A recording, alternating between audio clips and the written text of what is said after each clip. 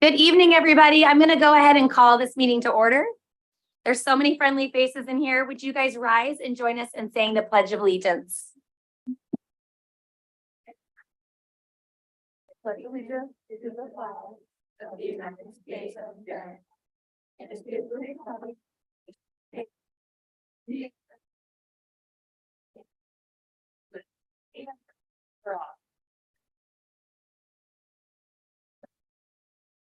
It is so nice to hear all of your voices.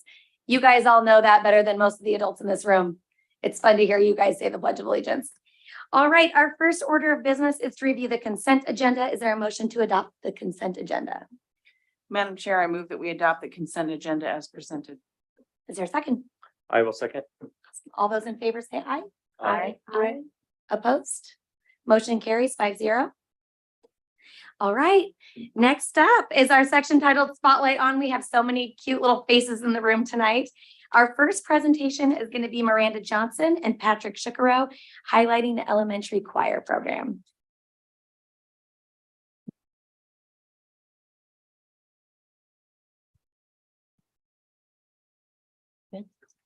All right.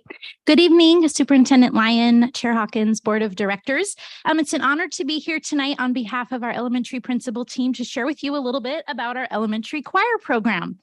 The outstanding program that we have has been around since the early 80s when Mr. Carl Gustafson started the Hopkins Hummers Choir at Hopkins Elementary.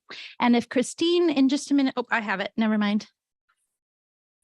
If you look here, we have some pictures. This is one of the very first choirs to ever perform at the elementary level for Sherwood Schools. They're performing here at a Myron Frank, a local field trip that they took to perform there. We then had just one choir at Hopkins until 1995 when Archer Glen opened. At that time, Richard Greiner was moved to Archer Glen to be the music teacher and the choir director there. And our very own Miss Danny Aldinger, who is here tonight, took over the Hopkins program. We then continued with one program, a choir program at each elementary school, and that grew as we grew in schools. So when Middleton opened, they started their choir program, as did Edie Ridge. And we currently have 4 successful operating elementary choir programs each, and they've performed every single year with the exception of our COVID closure years. And our very own, even Mrs. Danny Aldinger, graciously at my building for 2 years, even taught 2 choir programs. So she would teach my Edie Ridge choir program in the morning and then the Hopkins choir program in the afternoon, just to ensure that we were able to provide that opportunity to all of our elementary students. With that, I'm going to turn it over to Mr. Shukaro, who's going to share with you a little bit about our current choir performances.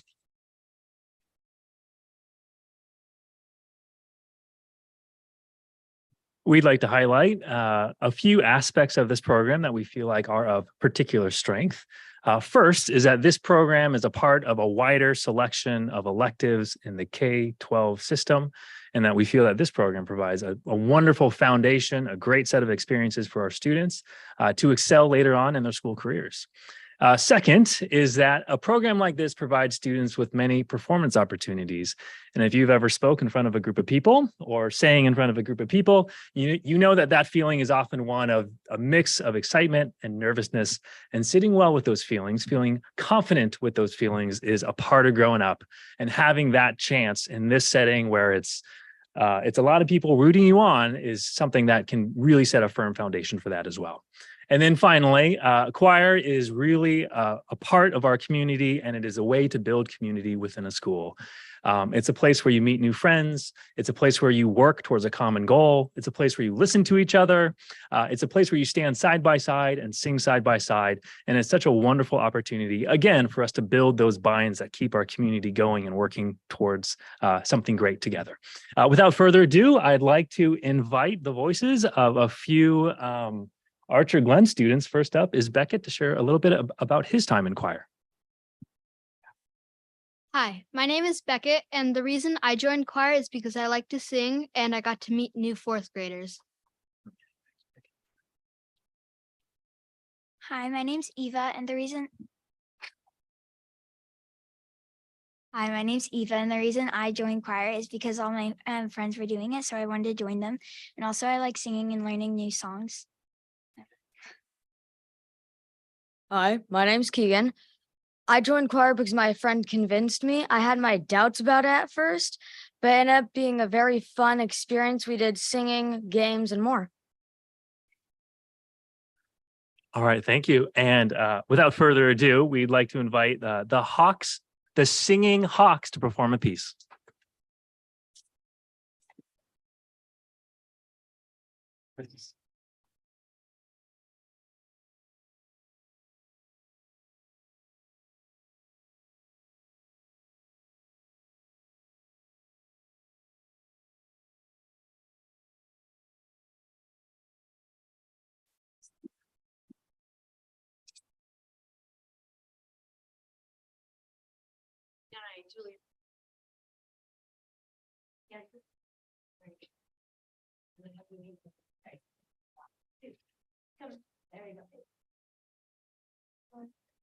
Drummers, can you grab your drums over there?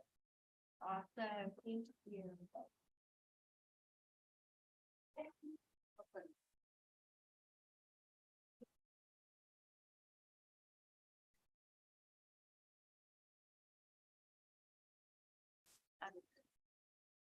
You're the small, yeah. I made. Tommy's in the middle. Over there, Emma. Wait, Tommy's in the middle. No, you're not. That's on the other side.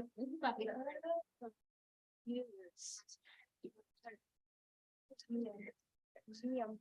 All right, great. There. Good. All right, may I say something? All right, want me to say to the microphone? All right. All right, sure. All right. So I'm Mrs. Aldinger, and this is about half of my choir. But I'm very thankful that we can be here. Thank you for listening to us. Our song is called Funga Alafia. It's an African song of blessing, of a welcome to everyone here. It features some drummers, a shekere, not a shekero, but a shekere, and a cowbell. Funga Alafia.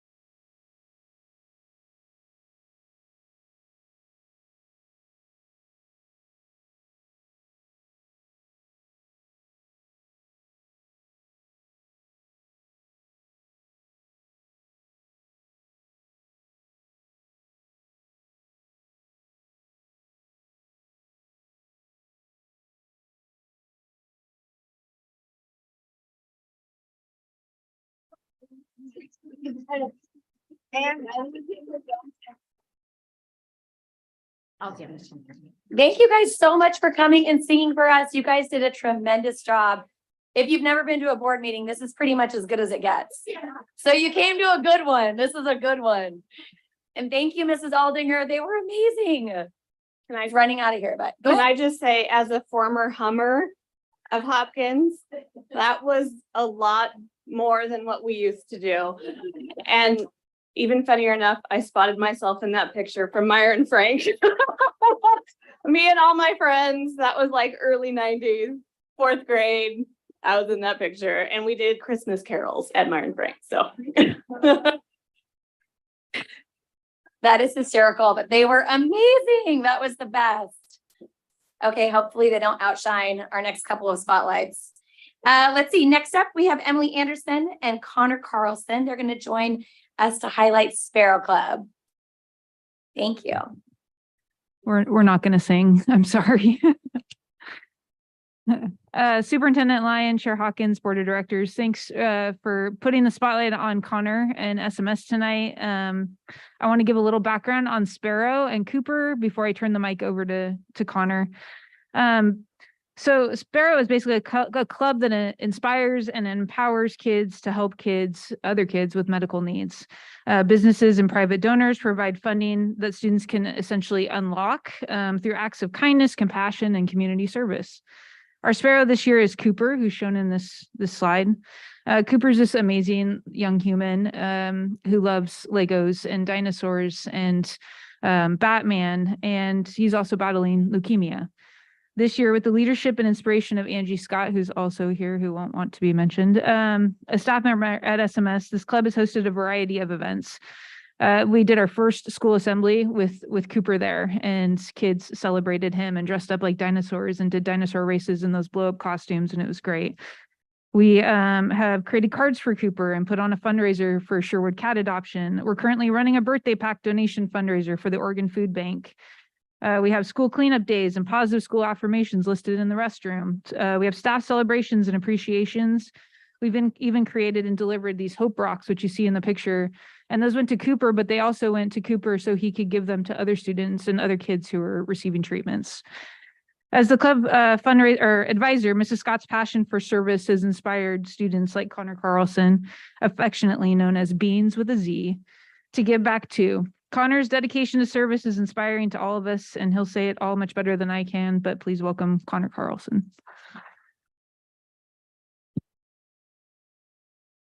Superintendent Lyons, Chair Hawkins, and Board of Directors, thank you for having me here tonight. My name is Connor Carlson, or if you're at Sherwood Middle School, you might know me as Beans. I'm a 7th grader, and I grew up going to Sherwood schools. One thing about me is that I'm really like helping people.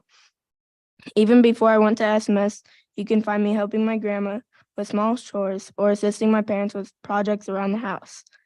I like to make people happy by helping them with simple tasks. Another thing about me is that I'm pretty competitive. Once I have my mind set on a goal, it's really hard for me to stop. And I'm thankful I have parents and teachers and a community that helps me a lot. One of my favorite teachers is Ms. Scott, and she is in charge of Sparrow Club. Joining the club seemed like a good fit for me, plus a lot of my friends were a part of it. We raise money for kids that have special needs. The money helps them with medical bills and expenses. Last year, I made birdhouses and sold them and made about $200. That money helped send 2 families to Camp Attitude.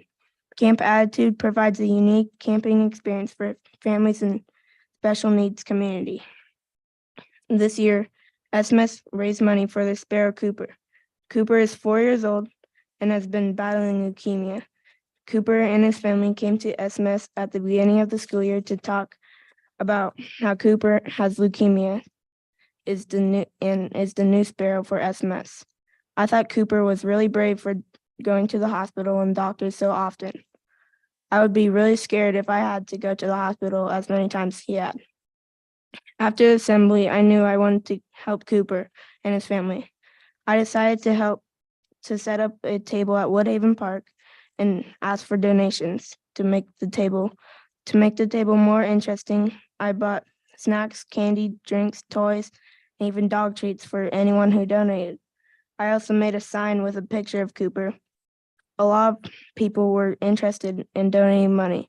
My mom took a picture of me and posted it to a couple Facebook groups, and that's when a lot of people started coming up to me at the park.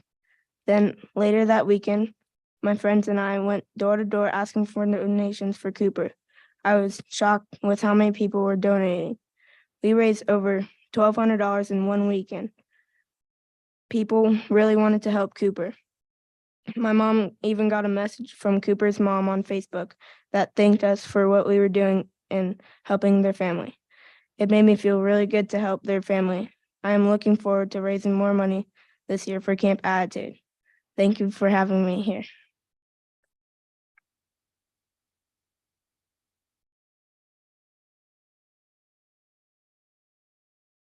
Beans, you are pretty remarkable. Cooper, you're right. Cooper is very brave, but he's also very lucky that he has students like you that support him. I think it's amazing to hear what you're doing to reach out and support a kiddo like him. And I think you're an inspiration to lots of students in our community. You make us very proud. Absolutely. You're not only an inspiration to students, you just inspired me right there. That was very moving. What a remarkable young man you are. And really, you are leading quite the example for others. And I think that I know that your parents are probably incredibly proud of you. It was really great to listen to all of that. And you should be very proud of yourself. You have an amazing heart.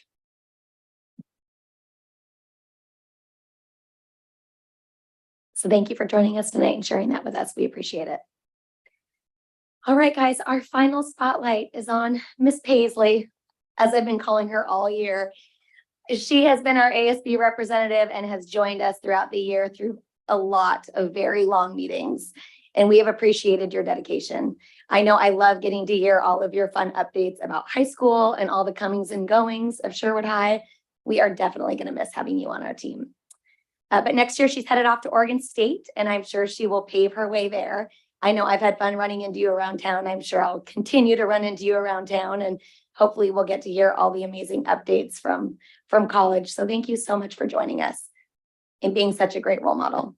Thank you, and thank you for my present. We have one more present for you too. I'll let them pass it down to you. We want to get you a little extra something from the board. Thank you. Yes. Do you want to take a second to introduce Yes. Sabrina? Okay, so my predecessor, who is going to be taking over next year, is Sabrina Flowers, and I'm really excited for her. She's a close personal friend of mine.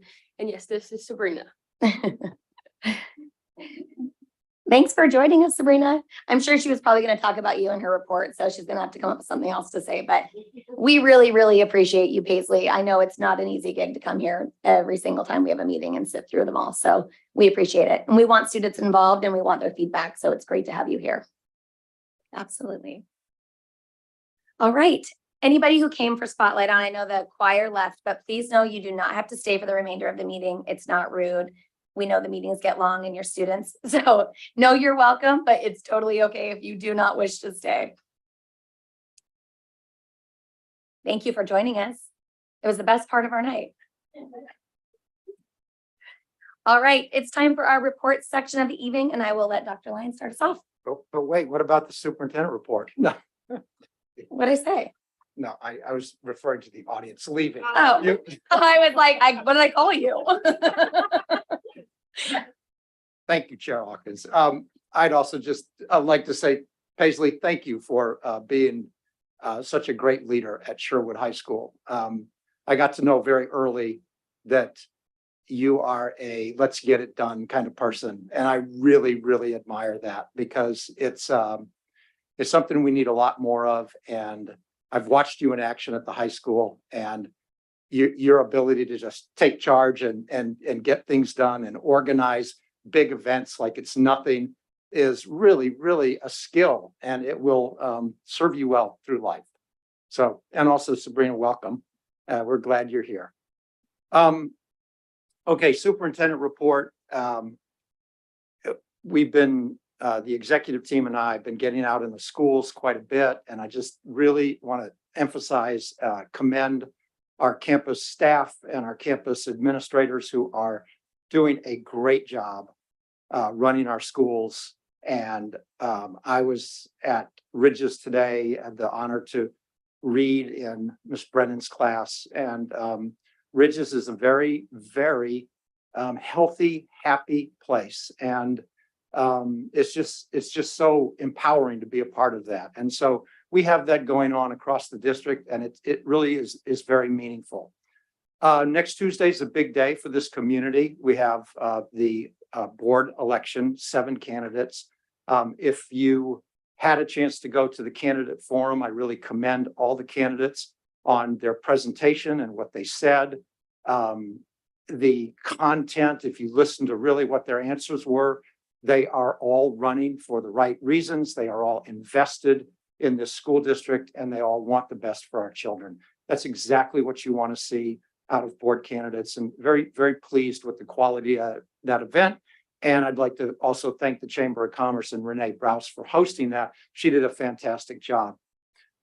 We have been doing our best to be forward facing as a school district related to helping the community understand the mechanics of this levy. And we have, we feel like we've put our best effort forward to untangle the complexity of the levy regarding what $1.50 per thousand actually means, what assessed value is, what real market value is. And yet we know that here at the end, 6 days away, we need to not let up on that effort. And we ask and encourage people to contact us, go to our website, use our resources to get more information about the levy vote that's coming up. This has been a long journey for us, and we've discovered some really very important things along the way. The one that, or there's 2 that really strike me that I think are worth kind of reiterating here with 6 days left. One is that the money of this levy is Sherwood dollars staying in Sherwood. And that really wasn't a widely recognized kind of element of this levy early on. But the more that we've gotten into this, we recognize that truly this is the way to stabilize the school district against the ups and downs that occur down in Salem. And that ability right there to have a buffer against the ups and downs of the economy is really quite important. All of our surrounding districts have that have a levy. And that was another discovery, is that most of our surrounding districts have had a levy in place for years and years. I think the other important thing about this levy that we learned along the way, and we really did not know this going in, we were a bit surprised, if not very surprised, to learn that Sherwood School District has the lowest per pupil funding of any district in the surrounding area. And for this community and this school district to accomplish what it has accomplished with the lowest per pupil funding is remarkable, but it's not sustainable. And that's something that we talked about with the board of directors. And when we talked about moving forward with this levy, it was not a levy to ask for more, but it is a levy to maintain. And that maintenance is important right now because of everything that is going on in this wonderful district and the things that are being accomplished. So it's before us. It's not time to let off the gas. We have to be very deliberate with our information efforts here in the last weekend. And I just applaud this team that is the Sherwood School District for the unity that has been demonstrated throughout this entire spring and the effort that all of you have put in. So thank you. Thank you. All right, Ms. Paisley, it's your final report. Okay, last week was decision week for all of the seniors, and so the Career Center and the Senior Class Council worked really hard to honor all the seniors, like no matter where they're going, whether it's into trades or into a four-year university or into the workforce. And we had a lot of fun with that. And then this past weekend, it was prom with which the junior class and Sabrina and all the other junior class kids planned, and it was really beautiful. And I know that everybody had a lot of fun. So that was this past weekend. And upcoming is Springfest next Friday, and it's just like a big carnival thing at the high school. And so everyone's working really hard on that, and we're all really excited for that. And then, yeah, like I said, this is Sabrina, and she's going to be taking over, and I'm really excited for her. And do you have anything to say? And okay, thank you all for the opportunity and like for welcoming me onto the board and stuff. And as much as you don't think I will miss coming, I will miss seeing all of you. So thank you.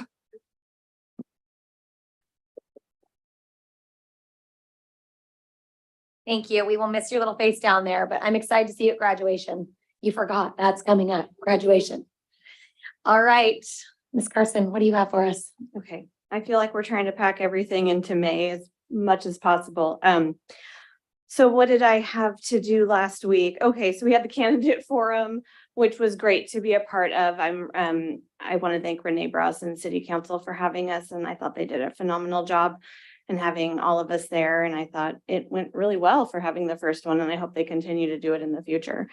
That same day, I got to go on a classroom visit at Hawksview with Marlene and Jen Larson, and we visited Mrs. Brandill's kindergarten class, and we watched them read. And I thought they were so good that I had to double check. I'm like, are you sure they weren't first graders? Because they did you are like the captain of that little crazy ship, and that was amazing to watch you corral that lesson. And I was really impressed. So that was really fun for me to see.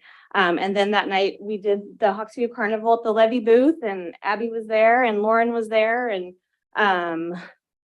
working and just talking to people. I think we had a lot of good feedback. You know, people weren't very rude. We made people wear stickers so we wouldn't have to talk to them again and say, put the sticker on so we don't come harass you again. No, it was great. It was a huge turnout at the carnival. And then Archer Glens was the week before, and then we've got Middleton coming up next week, right? Same night as Springfest, I believe. And then the trades fair was on Thursday, and I really wanted to get to it, but so many things. And then the one thing I'm most excited about is the plant sale, the FFA plant sale starting tomorrow at the high school. I'm a plant lady. Anyway, and then we have band and orchestra going to state this weekend on Saturday, and I hope you guys get a chance to go see them and take in all the spring playoffs and activities and sports that are happening as we end the school year. So thank you. Thank you. That is a very busy calendar you just laid out for us. All right, Director Lee, do you have anything for us tonight? I mean, a lot of it is kind of second to what she said, is that I want to thank Renee Browse for setting up the forum. I think a lot went into that and organizing it. And I think she did an incredible job of moderating and organizing a lot of candidates and a lot of questions coming from that. I also wanted to highlight and just support our band and orchestra as they move forward, and cheer them on as they move forward in their endeavors and their challenges and goals. So, and it seems the weather is changing, and I'm trying to embrace that and have a good time with that. And it's kind of rounding out this. I would characterize it as an eventful school year, and it'll be nice to embrace summer when that comes. So, all right, Director Adamson. Thanks. I just want to focus my comments this evening on the decision we have coming next Tuesday. Actually, the beautiful opportunity that you have here in Oregon is that every day is election day between now and next Tuesday. So big pro tip, if you're tired of hearing the Levy campaign call you, turn your ballot in and we'll stop. Please turn your ballot in. And just really, I can't emphasize, when we look this evening at the amazing kids that we have in front of us doing things that are incredibly generous for others, that are singing their hearts out. I see future winter percussion kids in that group. And just the joy that comes from interacting with their teachers, with being who they are. And this whole effort that we have been about this year is about maintaining joy and childhood memories that we cannot recreate. And so this is this community's chance to hold on to that, to secure its future with its own dollars, the dollars that stay right here. And I hope that everyone here has already voted. And if you haven't voted, you can do that tonight and drop your ballot off right behind City Hall in a 24/7 ballot box. And then we'll cross your name off tomorrow and we won't bother you. So please vote. To everyone that is listening, to people that are listening tonight that are bored and don't have anything to do, start calling your friends and texting them and urging them to vote. Only 19% of Sherwoodians have voted to date. And we really, really hope, there's a lot of talk about, does my vote really matter? This is your local community. Nothing is more important than this vote. Make your voice heard. Thank you. Thank you for that. Director Thorne. No apologies needed. It's a passionate topic. So I think, one of my favorite things, if not my favorite thing about being on this board, is when I get to spend time in schools. That is to see the students and the way that they're engaging and how great the staff is with the students is just so, it's heartwarming, and I want to stay there all day. I want to go to work. I want to stay there and I want to watch the kids learn and I want to engage. And I've had some really good opportunities to do that this month with the math. I got to sit in on a high school math class, which brought back a lot of memories, both good and bad. And then a middle school one. And I got to have the pleasure of sitting at the Archer Glen Carnival, which was a ton of fun, watching kids run around all hopped up on sugar and none of them coming home with me.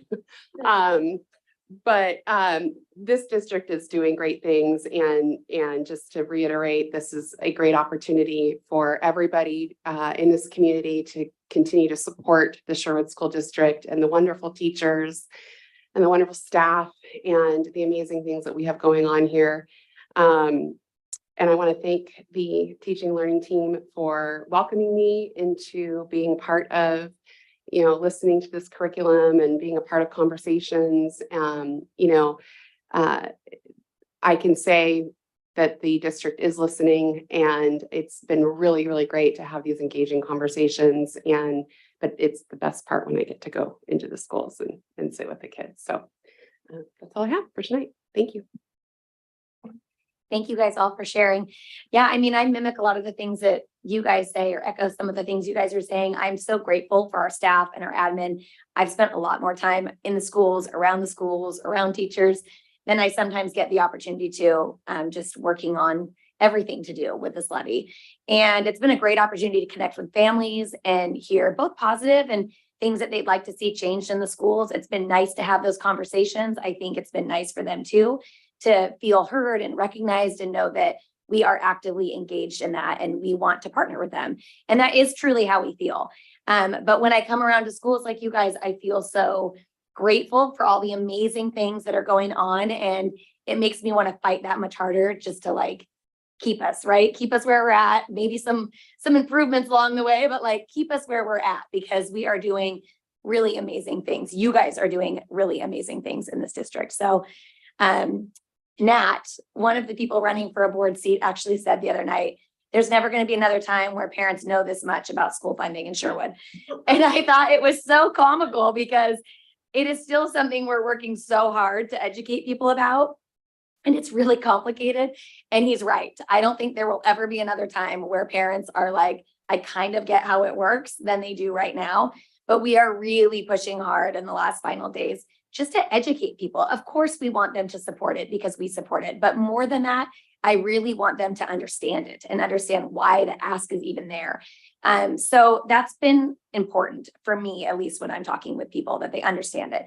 And I think that we are doing all that we can do to get that messaging out there. And we'll see shortly how people feel, and regardless of what happens, we will move forward really positively in this district. But I really, really hope people will come out and vote and to support us. So that's all I'm going to say tonight. We've all encouraged it. Go ahead. I can tell you want to say something. But yeah, I do want to point on that note. I want to point something out. I just want to point out how hard you've been working. Oh, thank you.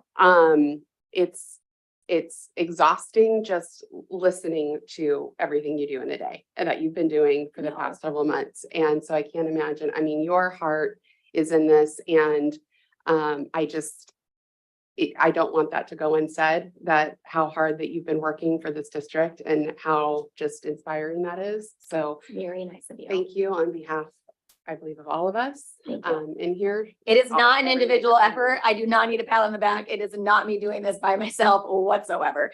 I mean, I really had tremendous help from Jessica. I've had tremendous help from this entire team. I'm learning all the things all the time. And so, I mean, everybody has jumped in and helped. Board candidates have helped. Board members have jumped in and helped. Volunteers, parents, teachers, admin. I mean, really, it's been a team effort, and we are grateful. We could not do it at all if that was not the case, but thank you. But it is definitely a team effort. Okay, so next month when you guys join us, you might be looking at, well, you will be looking at, not next month, you have one more month. Okay, I jumped ahead of myself.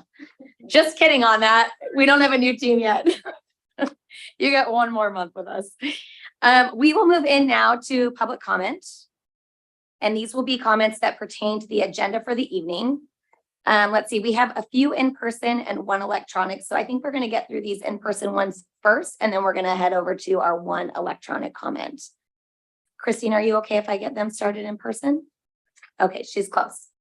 As a reminder, public comment is a time for us to hear from you. We will not be responding, but we are definitely listening. Sometimes we're taking notes so that we can respond at a later time. But it's just a time for us to hear from you. Okay, and our first person welcome up is Angie. Is it Christ? How do you say it? Christ? Okay. Welcome to the podium. Okay. I didn't take my Xanax first, so bear with me. No, I think I do. Okay. Good evening, everybody. I just want to read first a little bit from a book that my son recently read in class. He's a 6th grader. 2 big hands are squeezing her neck. I see my father is coming huge out of the dark, and he's got his hands around her throat, shoving her back. Loretta can't say anything. She's sinking down to her knees and trying to pull his hands away from her neck, but it's useless. She can't stop him. He's squeezing her dead with his bare hands, and no one can stop him. I'm going, stop. I see you. I see you, Daddy. Please, please stop. You're killing her. I try to get between them, and I'm going, I saw you kill her. I saw you kill Mom. I never forgot. I never forgot. I know you did it. I know. I can't hardly fight him. Can't pry his fingers loose from my mother's neck, from Loretta's neck. He's doing the same thing to Loretta Lee that he did to my mom, choking the life out of her. And he's got the same cold killer look because he wants her to die like he wanted Mom to die. He's pulling me closer, holding me soft by the neck. And now I can feel the pulse in his hands. I have to clean this up. I have to clean this up and get out of here. That's when his hands start to tighten hard and fast around my neck. I'm trying to fight him, but I'm so small and weak, and he is so big and strong, you can't stop him. No one can stop Killer Kane. He is squeezing and squeezing and squeezing. I am blown away that a book with violence of this nature is being presented to 11 and 12-year-olds. A movie was actually made based on this book, and it's rated PG-13. I definitely would not want my son to watch this movie, nor would he even want to watch that movie. Violence is everywhere in our culture, in the news, video games, TV, movies. I think it would be refreshing for our students to have content that doesn't expose them to even more and more of it. I'm not asking you here to ban books. I am here to ask you to add more books.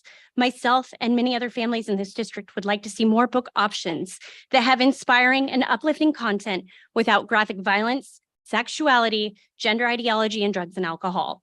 I'm here to ask you to implement a policy that requires the language arts teachers to include summaries of all the reading material, and that summary should include content that would involve questionable content, such as graphic violence, drugs and alcohol, and sexuality, just to list a couple for an example. Thank you for your time.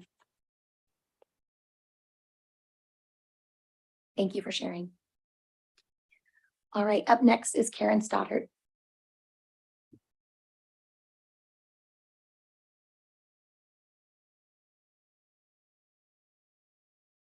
Good evening, and I'm back. I spoke on this before, but I saw that it was on the agenda to do this ELA instructional materials.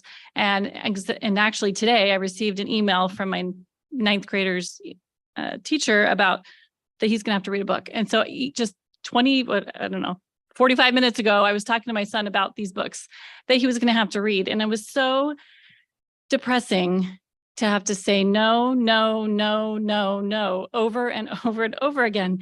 So depression and anxiety are two words that describe a large percentage of our youth today. So many kids are grappling with this. How do we help lighten the load that our kids are carrying now? How do we give them hope for the future? How do we inspire them? How do we teach them to be the good people that we want to have in this world? Is it with books that contain real experiences like hatred, rape, abuse, violence, anger, underage sex, underage alcohol and drugs? I am aware that those are real things that happen, but is encouraging our kids to read books with those themes in a school and academic setting and calling it literature really sending the right message? Is this the kind of writing that is good? Reading can cover the whole gamut of emotions. Why are we wallowing in the depression, anger, and violence side of emotion? Our children are bombarded by those themes daily through TV, video games, and their phones. They don't need more of it in school. We should not be using books in school that contain curse words or any sexually explicit content. We expect our kids to behave on a higher level at school. We shouldn't be feeding it to them in their literature. I'm also very concerned with the anti-family, anti-parent themes that I have seen in multiple books in the 9th and 10th grade list. Those are the ones I've been looking at recently. So I encourage you, the board, to encourage the district, and I'm asking the district and our teachers to purposely choose better books that inspire and uplift our kids. I would also like to see our district be more transparent with the books being presented to our children. I would like to see a syllabus at the beginning of the semester with a list of the books that will be offered so that it gives the parents time to review the books before my kid comes home with it. Giving me 1 week is not enough time. Life is too busy. I don't always have time to get to even my email, let alone research a list of 15 books that they could possibly read. This is something that I know everyone's freaking out about banning books. I'm not asking to ban the books. I'm asking for information and transparency and better options. Thank you. Thank you. All right, our next comment is by Clayton.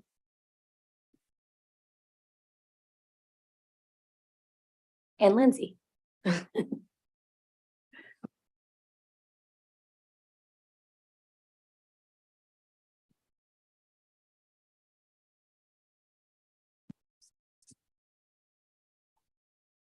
Okay, my name is Clayton and I'm in fourth grader at Ridges. I would like to share my thoughts about how I can make reading more fun and more kids will want to do it.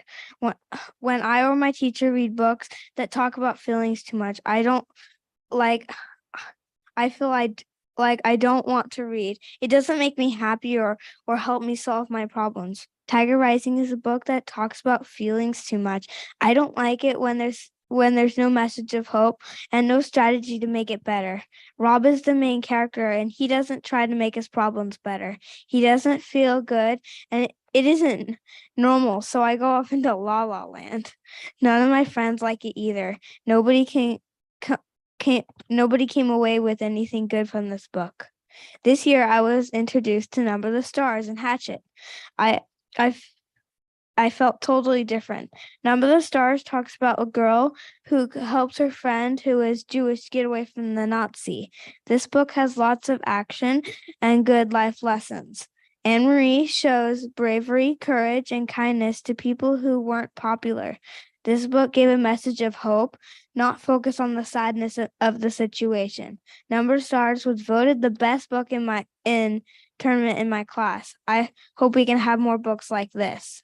Hatchet is my new favorite, and I am addicted to it. Brian is very sad about his parents' divorce. He's in a plane accident on the way to see his dad. He has to survive in the wild on his own. But in all of that, He shows how focusing on anger doesn't help. He goes hungry. Crying about it doesn't help. I find this lesson very helpful to me because sometimes I want to cry when I'm mad, but the problem doesn't go away. It just gets worse. The steps Brian takes are actually helpful to me. There is a message of hope that makes me want to keep reading. The action and survival skills are super cool too. But the best part is when I tell my friends about these cool books, I'm discovering that they all want to read them too. Books like the Oregon Trail series and Hatchet are real winners because they have problems in focusing on solutions, not just feelings. Tonight you are looking for books for middle school. I hope there are good books on the list, and I will still like reading in middle school. Thank you. Good job. Thank you, Clayton.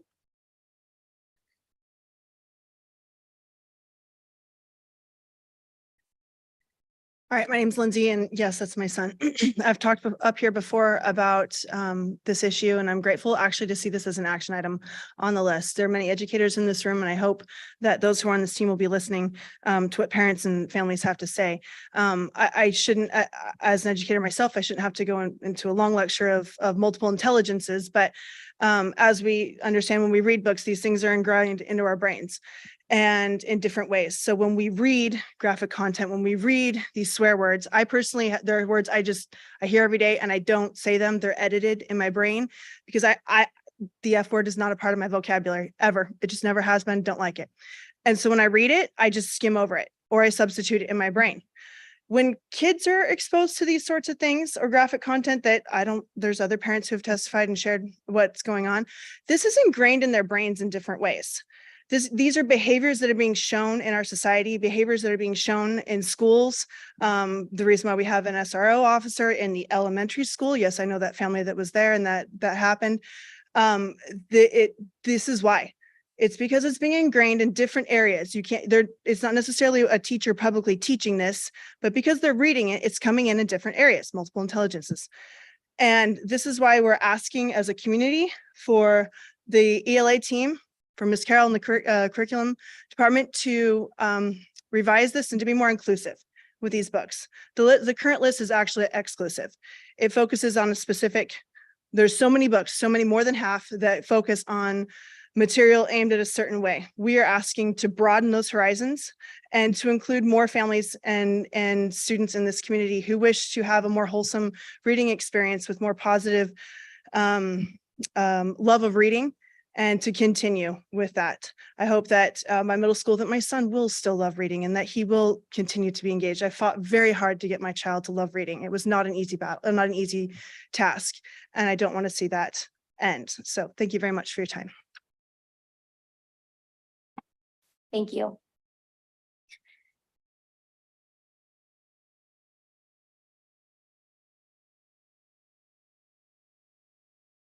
Jeffrey Williams, Sherwood, Oregon.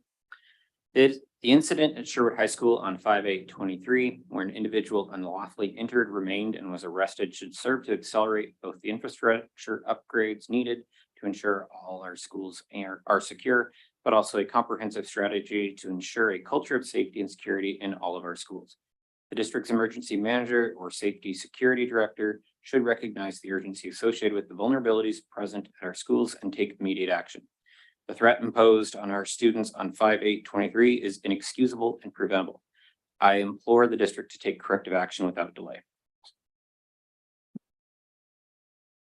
Thank you.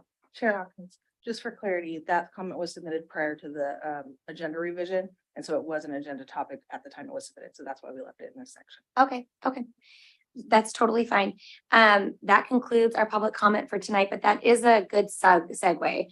We did have on our agenda tonight, I forget what it was called, school safety overview. We do want to pause on that for a moment, not because we don't feel like that's urgent, but because in light of what happened Friday, we want to take a minute and review what's gone on and just check through our procedures and protocols and see if we can be responsive to that in a better way than just putting forward a presentation tonight that doesn't address that. So it's not an intention to not address it. It's just we want to address it correctly. You will see it on our future meeting. So please know that that's why it was removed.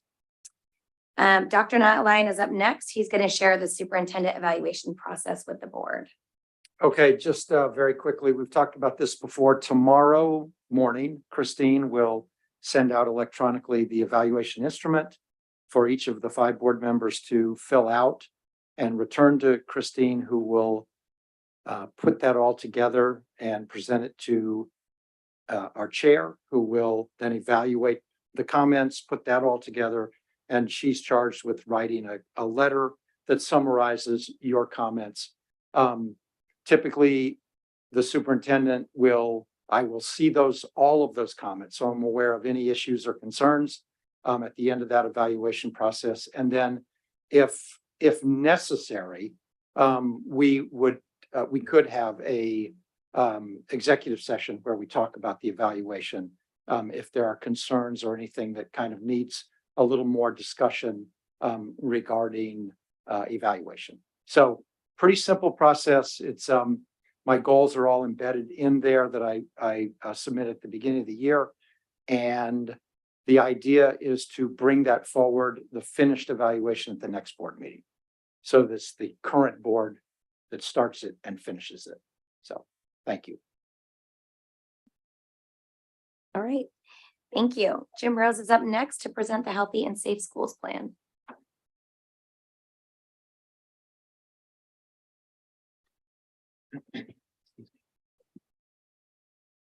Good evening, Chair Hawkins, Superintendent Lyon, members of the board. I'm here to present the Healthy and Safe Schools Plan. Some of this you may realize or recognize because we've had this conversation before. But frankly, the version I brought to you previously apparently did not meet ODE's template. And so you now have a revised version, basically the same information.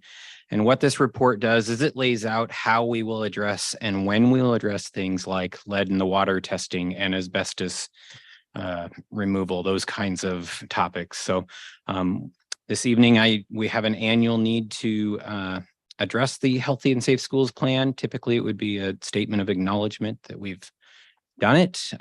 This year, I get to ask for your approval of the entire plan again, and I'm happy to answer any questions you might have. Does anybody have any questions?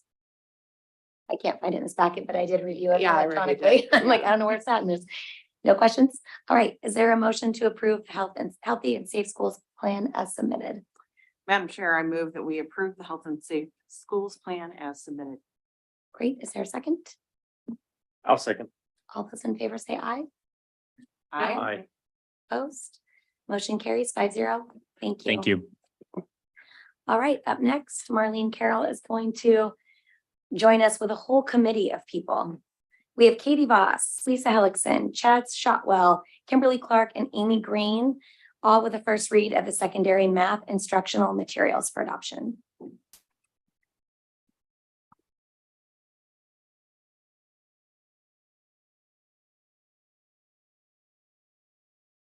You guys can get closer.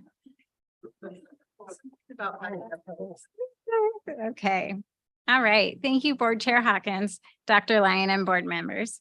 Tonight, we are really excited to share information on the proposed secondary math materials and recommend those for first read and review.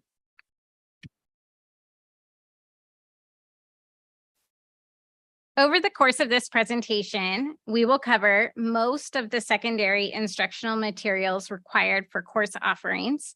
That's including middle school and high school required course materials, some advanced courses, and our specially designed instruction and intervention materials.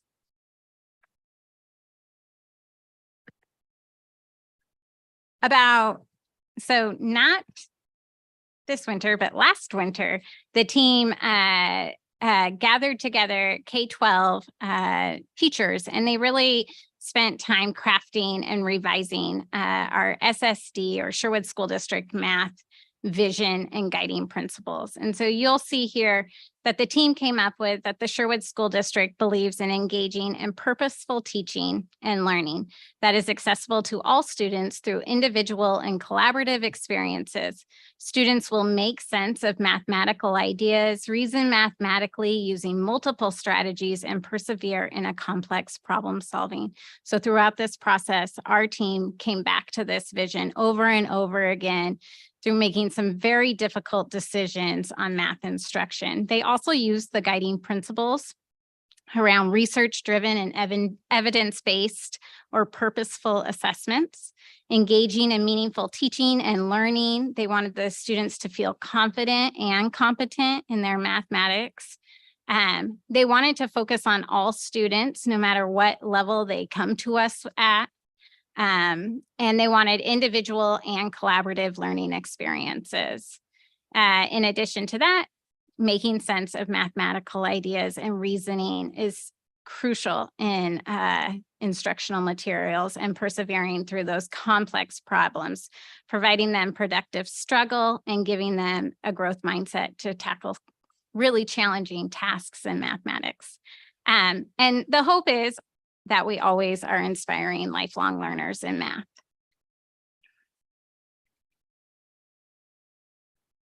I want to share a little bit about the adoption process. This really is a huge adoption. Mathematic materials, K-12 is huge, and we do not have the biggest or largest teaching and learning department, and we really do have to do this in phases over multiple years. And so the team comes together at the secondary level, and we audited current resources and practices that we were using. And we looked at different areas that we needed to grow in, different areas that maybe our instructional materials, we didn't really feel like they were covering the standards. Could those be supplemented, or was it time to actually revisit new materials? We reaffirmed our visions, guiding principles, which I just talked to you about, and then share our community agreements. Sometimes these decisions can get, they're personal. They're the work that the teachers are doing, and they care so much about the instructional materials that we do have community agreements, and we do have deep conversations about what is right. We identified and drafted essential standards and supporting standards for each course. We actually did this from kindergarten all the way through 12th grade, even though we are postponing our elementary math materials, because we really wanted to see that sequence go up. We wanted to make sure every year students had what they needed for the following year of learning. This year, which Katie Voss will talk a lot about in her time up here, is we are moving to a 2+1 course pathway. We're giving students multiple different pathways at our high school to take math. And so we will not only offer a calculus pathway, but we will have data science, and we will also have other routes. So that could be, which she'll talk about, but we call it like that could be discrete algebra and computer science courses, something like that. We reviewed available resources and identified 2 new resources at each level to really pilot and target. 14 teachers engaged in the math pilots during the 2nd and 3rd trimester. That is a huge lift for educators. They have to take their standards, take their course materials, and redesign what they're doing and become quick experts in new materials. And so I just applaud those educators who took the time to do so. And now I'm going to turn it over to the middle school team. Lisa Hellickson, one of our 8th grade teachers, she's going to come up and present first. Sorry. You're first in line. Good evening, Chair Hawkins, Superintendent Lyons, and board members. We were very fortunate to have 14 curriculum available for our review. We chose the 2 that most met our goals of having rich real-world problems and having our students have collaborative work and individual work. As we went through the curriculum, we had piloting going on at every grade level. Our learning specialists were actively involved. our math coach jumped in and taught lessons. We wanted to be sure that everybody felt as strongly about the curriculums and that it wasn't a small group making the decisions. Mid-school math very quickly rose to the top for us. What we noticed is as soon as we started teaching from the curriculum, the amount of engagement from students was higher than we had seen. I've been at Sherwood for 23 years and I had not seen that level of engagement. What I really loved about the curriculum was it's based on a unit that is a 4-day plan, and every day is completely different. Students will come in one day and they will have an activity that's a launch exploration. And they dig deeply into a problem, often solving it in all kinds of different ways, making guesses about what might work. They have simulations where they work as teams. They have clicker quizzes where they have to convince their table groups of what the correct answer is. But it also has some good old-fashioned direct instruction and practice. Students have opportunities to present their thought processes. The varied approaches led students to become highly engaged. Students would come in and say, "What are we doing today?" Even though we continued this curriculum much longer than we had originally planned. They had been through a cycle of a full unit 3 times and they were still saying, "What's next? What's next?" Because it wasn't the traditional, we read through a section of the book and solve some problems, and then maybe we have a homework portion afterwards. It was always different. One of our 7th graders, our 7th grade teachers, was most excited about the portion of the curriculum that really values different ways of problem solving. As she was teaching a unit over the last couple of weeks, it was a unit on rates, and students solved the problem 3 different ways. And those were all correct. Those were all valid ways of solving the problem. So by embracing what kids know and can put together as a starting point to any unit, what we're doing is we're encouraging them by telling them, "You're good at this. Look at this. Look what you came up with." Your peers are seeing what you came up with. And it's making them feel more successful, and then they are being more successful. As you can see from the slide, if we could go to, oh, I have a clicker. Uh-oh. As you can see from the slide about mid-school math, it is highly rated. It's exemplary by ODE.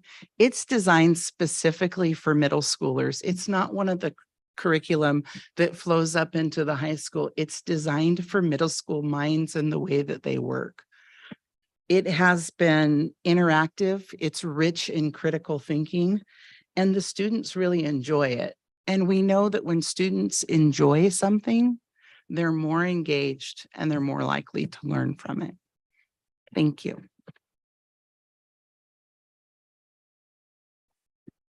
Good evening, Dr. Lyon, Chair Hawkins, Board. I'm Chad Shotwell, instructional coach at the middle school.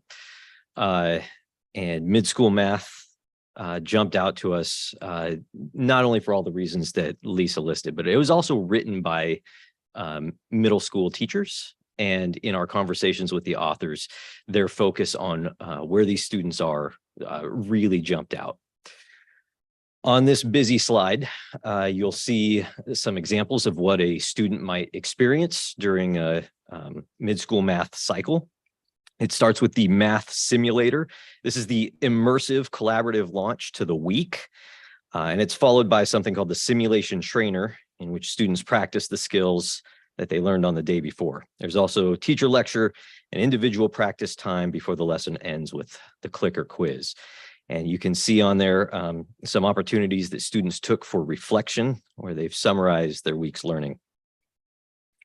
Each of these elements has been included as a research-based approach to prevent the middle school math cliff, shown dramatically in this picture. This is how the authors describe the substantial nationwide drop in math test scores between 5th and 8th grade. Parents and teachers often talk about how math needs to be more relevant, engaging, and applicable to life outside of school, which sometimes gets called the real world. And a lot of the time they're talking about jobs and careers. And mid-school math, they do have fun portraying math in these contexts with their lighthearted and sometimes even funny videos.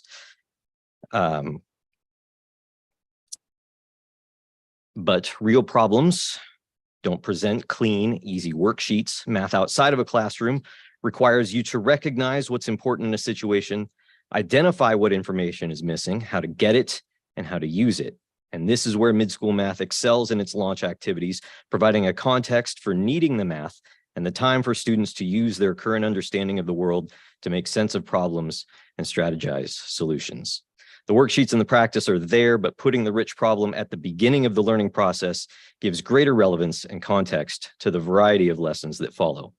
The standard 4-day cycle in mid-school math includes opportunities for team brainstorming, creating visual representations, direct instruction, individual and team practice opportunities, and student self-assessment and reflection. When it comes to how students practice their math skills, our understanding of effective instruction has grown to recognize the value of what the literature calls spaced practice. The idea that short intervals of focused work, regularly revisited over several months, leads to greater long-term retention. Mid-school math provides these opportunities at the start of a class period through the Test Trainer Pro, which is a 7 to 10-minute set of math problems from one of each of the major math domains.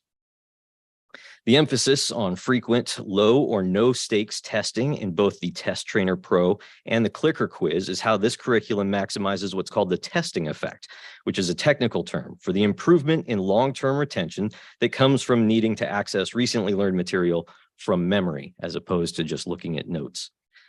Mid-school math's curriculum is driven by peer-reviewed research into best practices in teaching, and they've made it age appropriate, not only in the content and math practices, but also in the way it engages students through the overall presentation and the activities. The adoption committee and the piloting teachers all rated mid-school math above all other curriculum options as the best choice for our students moving forward. Thank you. Now it's the high school's turn. I just wanted to share, I had the pleasure of sitting in on middle school math and one of these pilots, and I wish 100% that my kids had the opportunity, because I was engaged in it. I loved how the lesson started with the video, and that's like really what engaged the kids to start. And then watching them all work together to problem solve and the different ways that they went about doing that. It just was math. I'm passionate about math because math was really a struggle for me. I ended up doing it for a career, ironically, but it was hard for me to learn. I was one of those kids that was really challenged by math, and so I was really excited to be able to sit in on this. And I was really impressed. I was really impressed with this, and I could tell just the difference in the way I learned it and the way that my kids learned it, how much more successful this could be and make our kids, because it is so engaging, and it really does. I love the real world problems, and I love the different ways of solving a problem, because that is real life. Is there isn't one way, and so I was really happy with it in my limited experience. It was fun to see you there, and you and Lisa are talking about the engagement with students.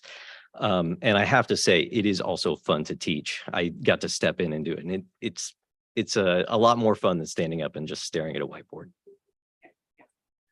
Thanks. Great. Thanks, Chad. Good evening, Board Chair Hawkins, Dr. Lyons, Board. I'm Kitty Voss, Associate Principal at the high school. And before we talk about our selections for curriculum tonight, I'm going to talk a little bit about the shift that we're making in our core sequence for math. And this is a change we're going to make along with the rollout of our new curriculum. So this is a change that's based on state changes, and all schools are implementing the same types of changes to provide more opportunities for students in math and give more choices, really. So Currently, our required math sequence is 3 years, which starts with Algebra 1, followed by Geometry, and then Algebra 2. And all students take all 3 of those courses. And then they have options to go on to more advanced math or more differentiated math classes if they want to. In the 2+1 model, the 2 is very similar to that Algebra 1 and Geometry, and all students take those 2 courses, but with some small changes. So algebra essentially stays the same, Algebra 1, but then for that second year of required math, students are going to take 1 trimester of geometry and 1 trimester of data science and statistics. And this is a new course for us. So all students will take these 2 courses.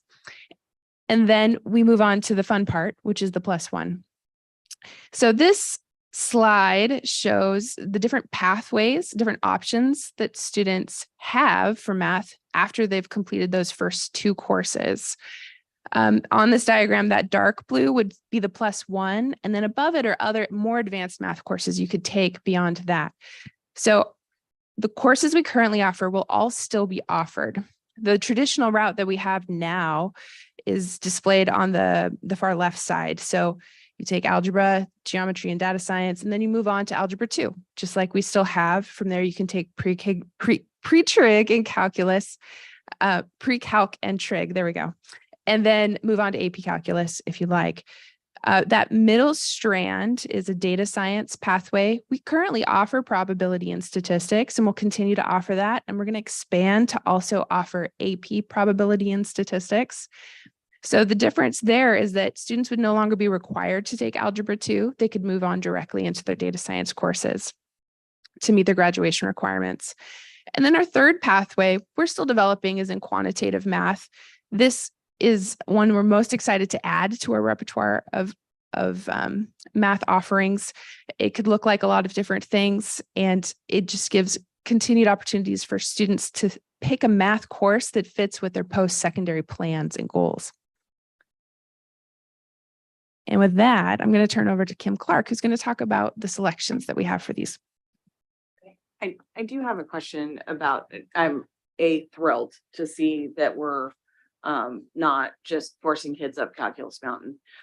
Just, I did not do well with that. Lots of tears my senior year. And I know that was real hard for my kids too.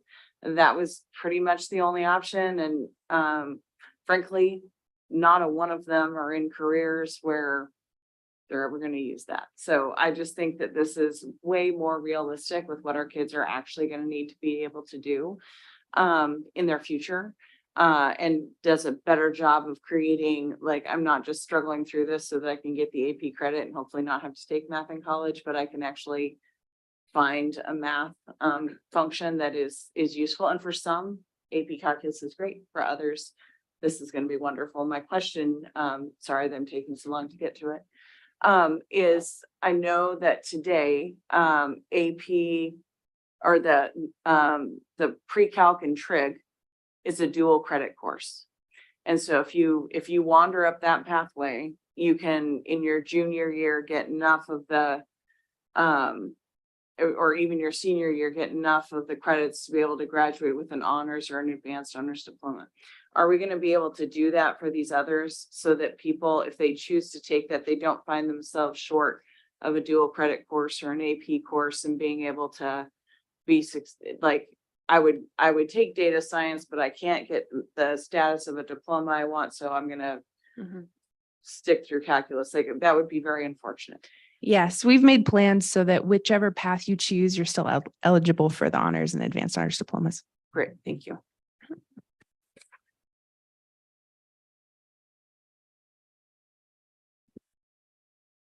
Good evening, Dr. Lyon, Board Chair Hawkins, and board members. My name is Kim Clark, and I'm one of the high school math teachers. I teach Algebra 1 and Geometry. And I had the pleasure of being on our adoption team this year. So like the middle school team, we also looked at many different curriculums, and 3 started to rise to the top for us. So we decided as a team to pilot all 3 of those over the last 2 trimesters. And within that, high school math Solutions by Carnegie quickly rose to the top of those 3. This is a curriculum that really comes in two parts. It doesn't have a traditional textbook. It has more of a student workbook, which was great for the students to be able to write directly into their notes. So they had the problems in front of them. And unlike a traditional textbook, they could take those problems with them. And when they look back at their notes, they have everything right there and they can see where their numbers that they wrote down came from. They could highlight within their books. It also has a second part that is the live lab with Mathia. This is an online component where students are assessed on their current levels and are able to work individually at skills that they need to improve on. It coordinates problems specific to their needs. It gives them immediate feedback. It provides one-on-one coaching for them so that they don't always have to have a teacher right next to them. Teachers are available to walk around and answer questions. There's immediate feedback. If they click something wrong, it tells them and it gives them hints. And it doesn't allow them to just kind of click through and move on. It really does help them build those skills that they are lacking at times.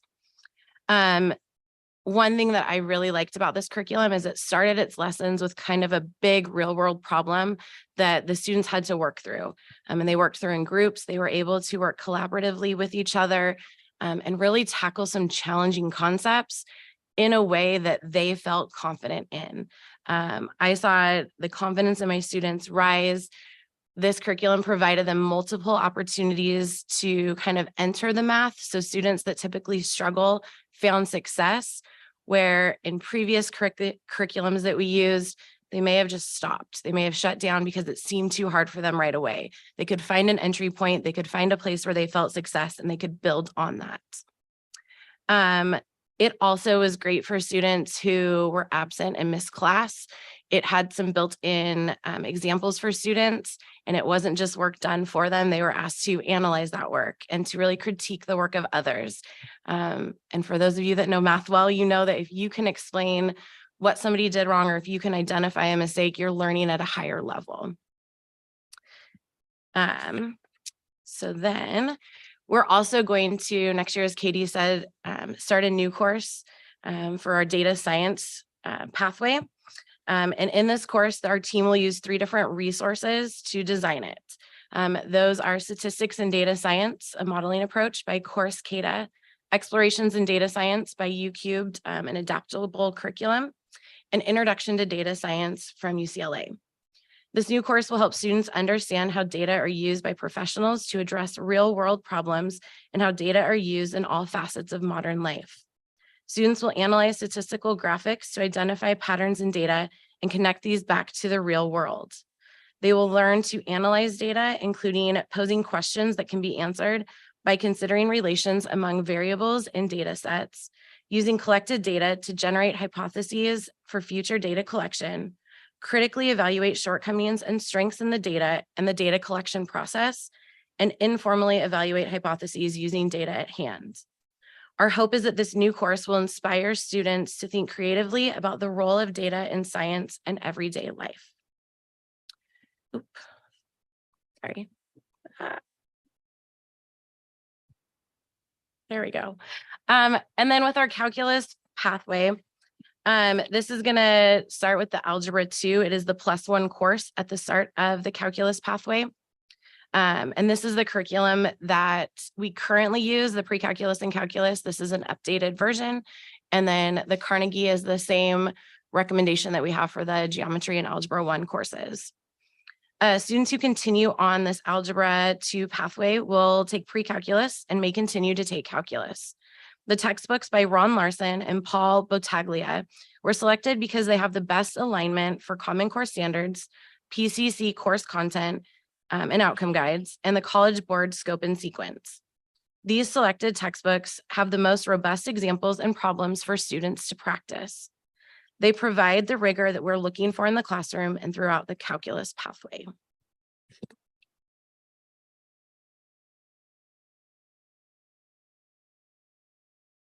Good evening. I'm Amy Green, our Associate Director of Student Services. Board Chair Hawkins, members of the board, Dr. Lyon. I'm here to talk about our specially designed instruction and an intervention adoption. As you know, we conducted a gap analysis this year to identify the gaps in our tools and supports for students with identified special needs or who may require a different level of intervention and support. We identified quickly that ALEX, which stands for Assessment and Learning in Knowledge Spaces, is a tool that is an assessment and learning system that we could utilize to meet students' needs right where they are. ALEX uses precise systems to identify students' strengths and weaknesses in math, and then provides targeted coverage of prerequisite skills built to their unique needs. Through this personalized level of instruction, this program fills any knowledge gaps while enabling immediate success in learning new materials. We know, like we've heard earlier, the more students experience success, the more likely they are to be engaged in the material. ALEX also periodically reassesses students to ensure that they're retaining that prerequisite math skill that they need to continue to demonstrate and be ready for the next course. ALEX is a great tool for our learning specialists. It offers dedicated reports that provide detailed student data to support the creation and maintenance of individualized education plans.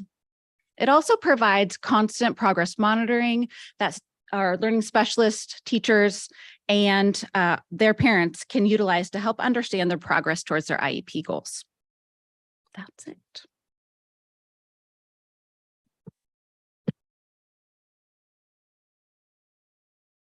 Okay, so you all just heard a lot about phase one of this process, and we'll be beginning pending approval of this. We'll start planning for our 2023 implementation of the materials. That means professional development, ordering the materials, and getting them into teachers' hands.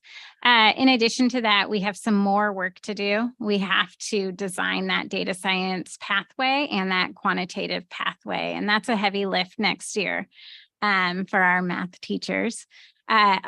Next spring, you'll see us again. We'll come back here with those materials for those courses, and we'll ask you to approve those materials. And then the following year, those pathways will start to roll out, and we'll see the materials in classrooms with the new courses and students attending them in fall 2024.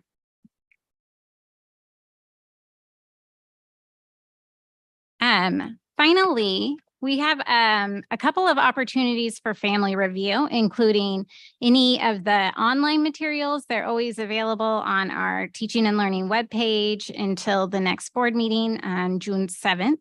We'll have print materials available in schools and district offices. So high school print materials will be available in the high school, for example.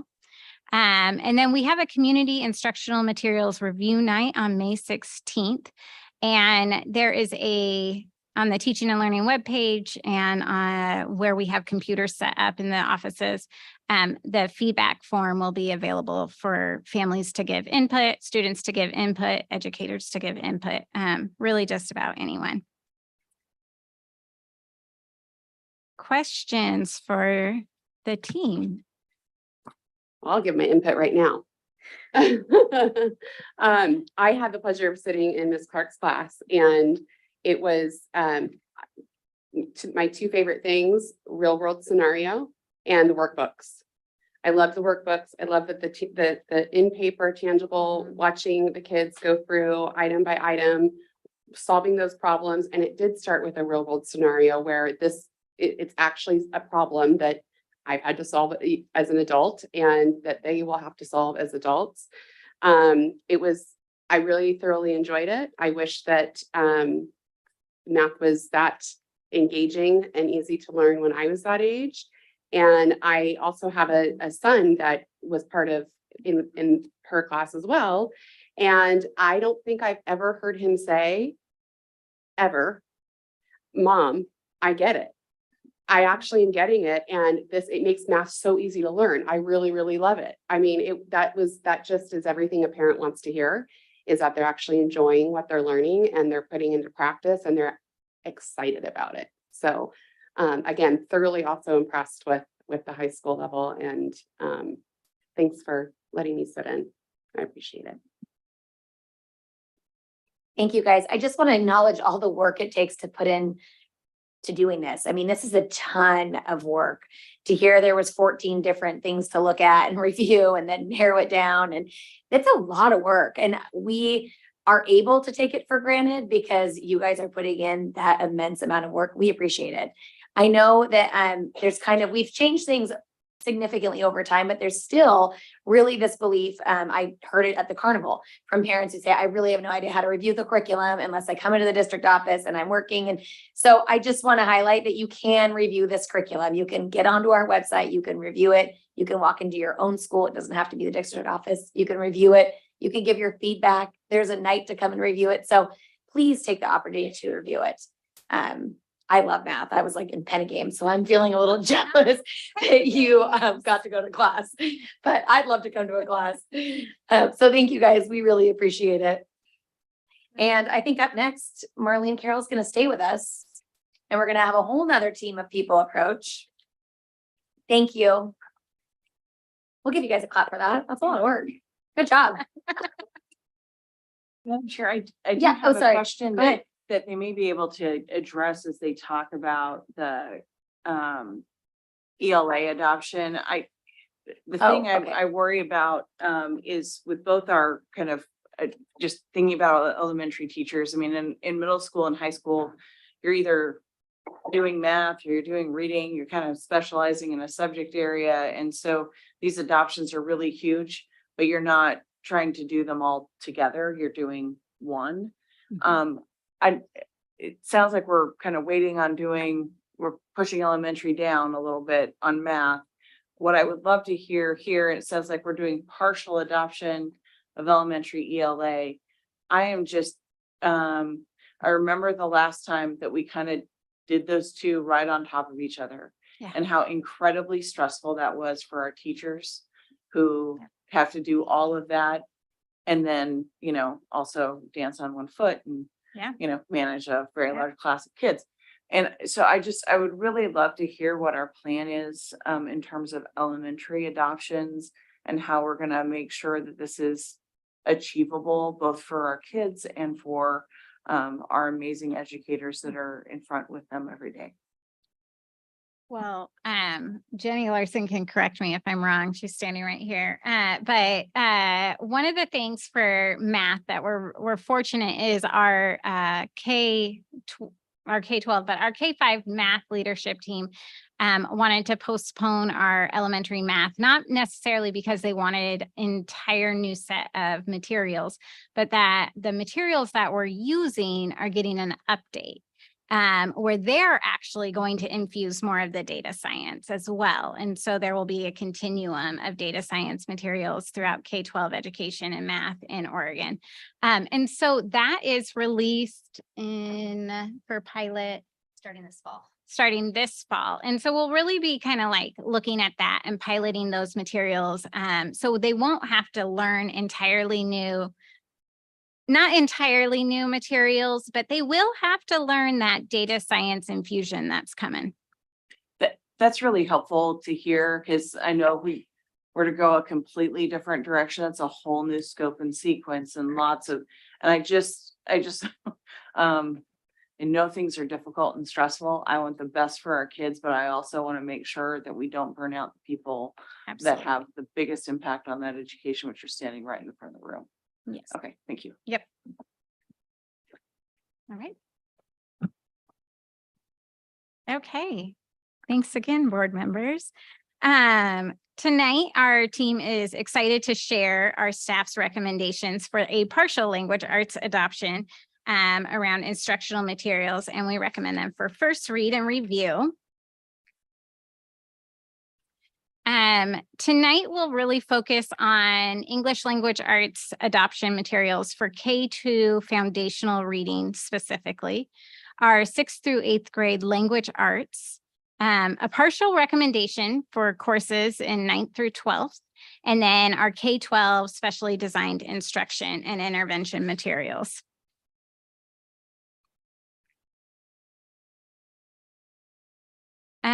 And not unlike the math, the K-12 Literacy Adoption Committee met and they started to review the language arts standards Again, they identified essential standards and reporting categories.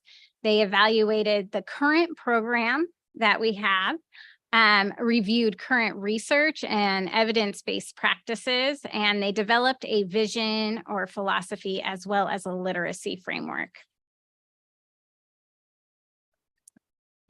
The vision that they landed on was the Sherwood School District envisions an evidence-based approach to literacy that centers the strengths, needs, and interests of our students to cultivate strong readers and writers who carry with them a lifelong love for learning.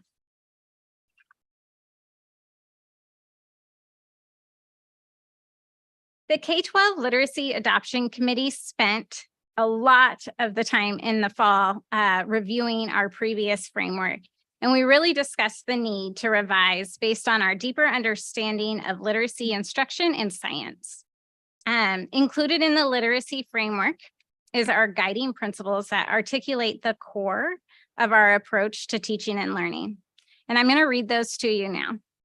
So we believe that families and caregivers are important partners in literacy and language development. Foundational skills are essential. Daily systematic and explicit instruction in foundational skills enable comprehension and meaning making. A breadth and depth of literature choices provides opportunities for students to see themselves and learn about others. Literature should center our students' needs and aspirations, as well as the community, society's aspirations for our youth and future citizens. Teacher knowledge and practice are critical to student learning. Professional learning, collaboration, and data is used to inform whole group instruction and meet individual needs of our students.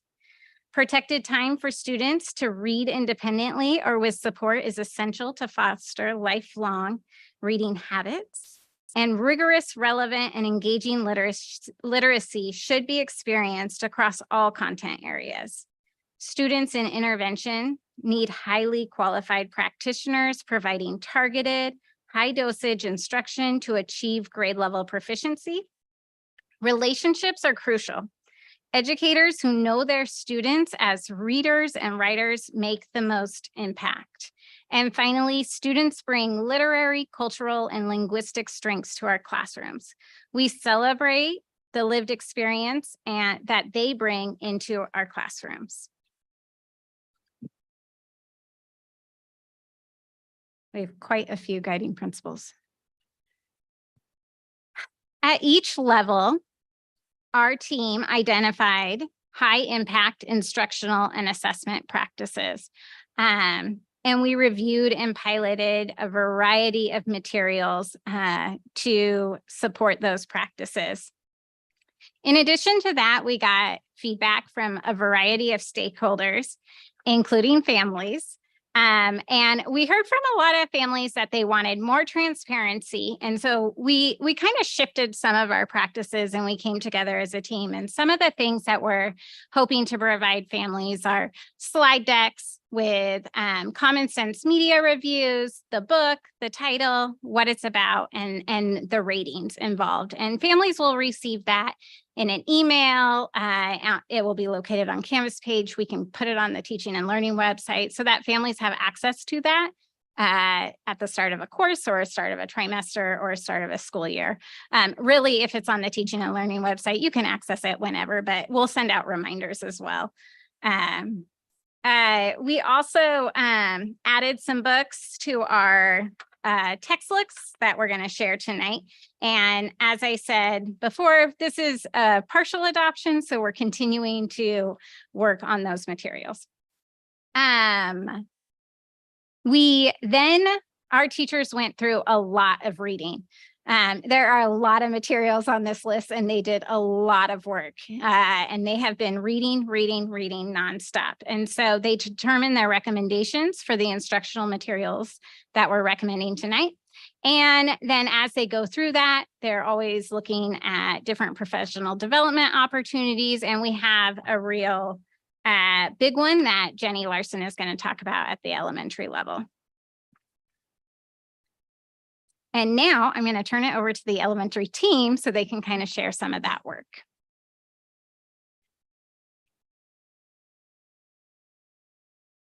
Thank you, Marlene. Good evening, Dr. Lyon, Board Chair Hawkins, and board members. Let me do this first. My name is Jenny Larson, and I'm a TOSA in the Teaching and Learning Department, and I help facilitate the elementary literacy team. Evidence-based professional development is essential for teachers and their students' learning. Teacher preparation programs don't always offer a course on how to teach foundational reading skills, especially if you're an intermediate 3 through 5 teacher. This LETRS course provides veteran and new educators new learning based on the science of learning to read. The LETRS training is approximately 40 hours of coursework, including Bridge to Practice, which applies learning to the classroom.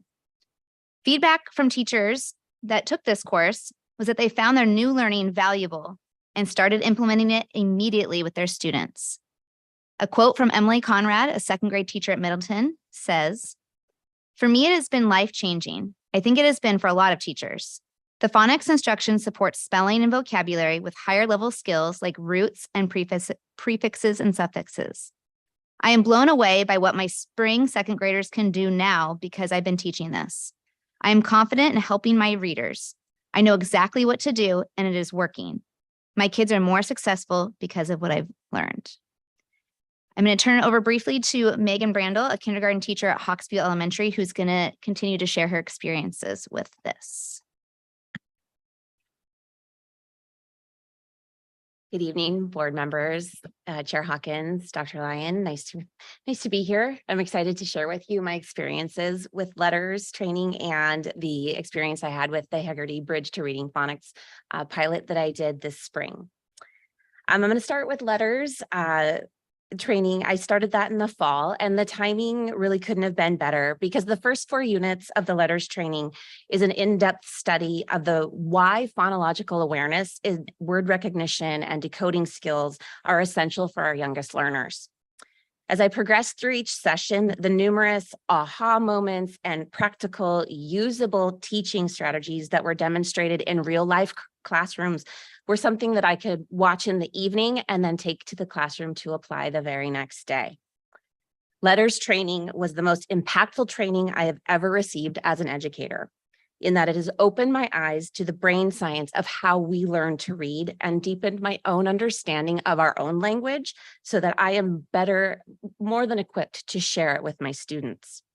And most importantly, share the why with them. LETRS has completely changed my mindset and my approach to teaching my students how to read. As I mentioned before, the timing couldn't have been better because this training gave me the foundation to fully understand the principles of the Bridge to Reading Phonics program by Heggerty. If LETRS is the why, then Bridge to Reading is the how. This curriculum is based on the same brain science and guiding principles that research has proven to teach our youngest learners how to read. As we learn more and more about the progression of skills and how they develop in our students, it will inevitably cause a natural shift in practice, just as it did for me. Dr. Hollis Scarborough created this infographic seen here to model how the two complex, multifaceted components, language comprehension and word recognition, work in concert with each other to create accurate, fluent readers with strong comprehension skills. Bridge to Reading Phonics was developed to focus on the lower strands of the reading rope by incorporating each of the 4 strands in the lessons. The lessons are systematic, explicit in their teaching, and sequential, meaning that the skills are building on each other in an order that their brains are most fit to receive and process. But most importantly, the lessons were engaging for my students. Each lesson is designed to reach all types of learners.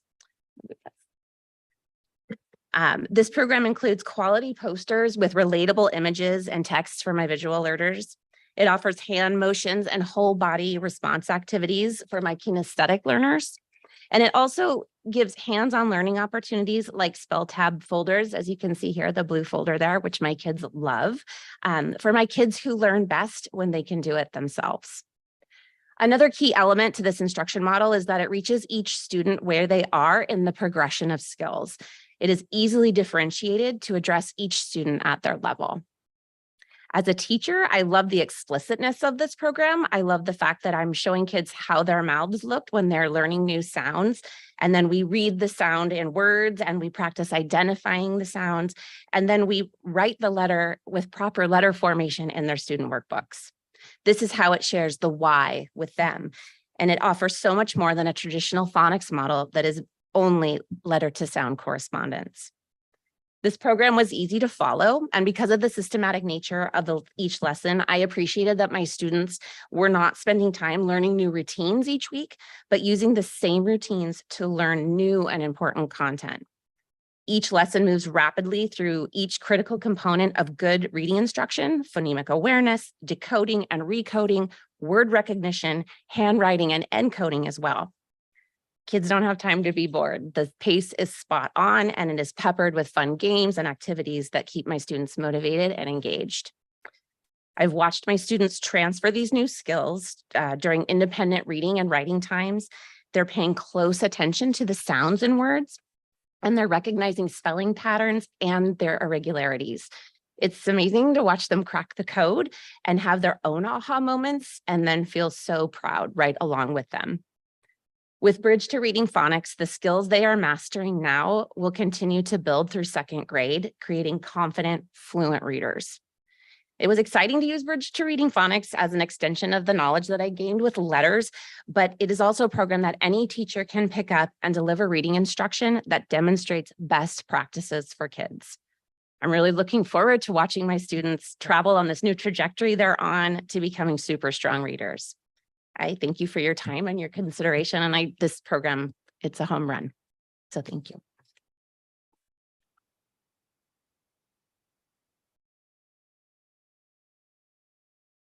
So our next steps, if this is approved, we do have an implementation plan that really allows us to focus on our K-2 teachers implementing just the foundational reading.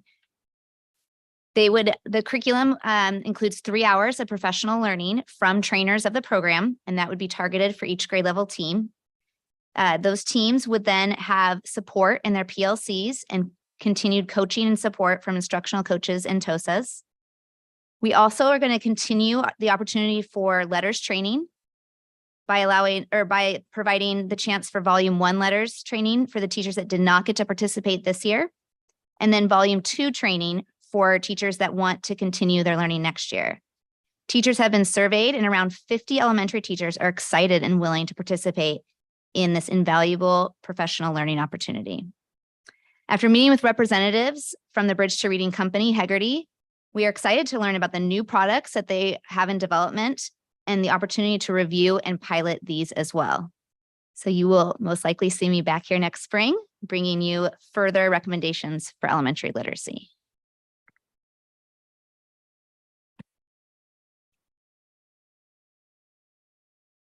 Good evening.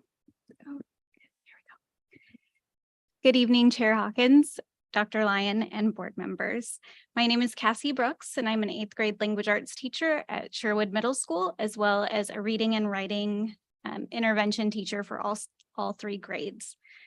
At the end of the curriculum review process, the middle level language arts team recommends the continued use of the units of study curriculum, as we have found it rigorous, engaging, and have witnessed strong literary and writing skill progress.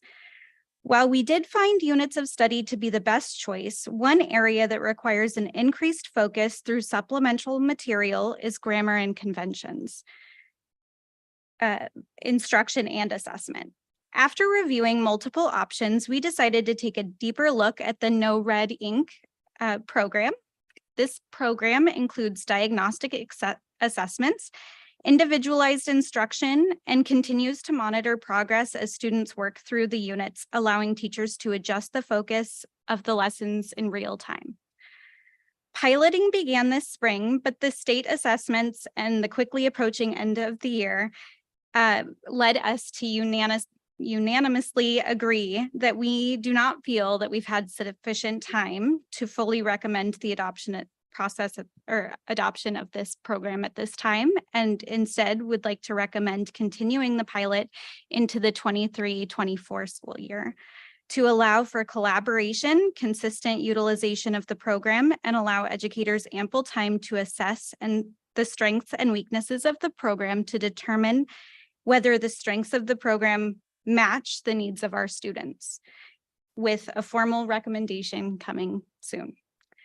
We also recommend the continued building of book clubs, which support the reading and writing units taught within the units of study. We strive to offer a wide variety of texts, which allow for student choice, is inclusive, and meets the needs of all of our students. Continuing to add our offered text selections will ensure that students have access to their just right texts.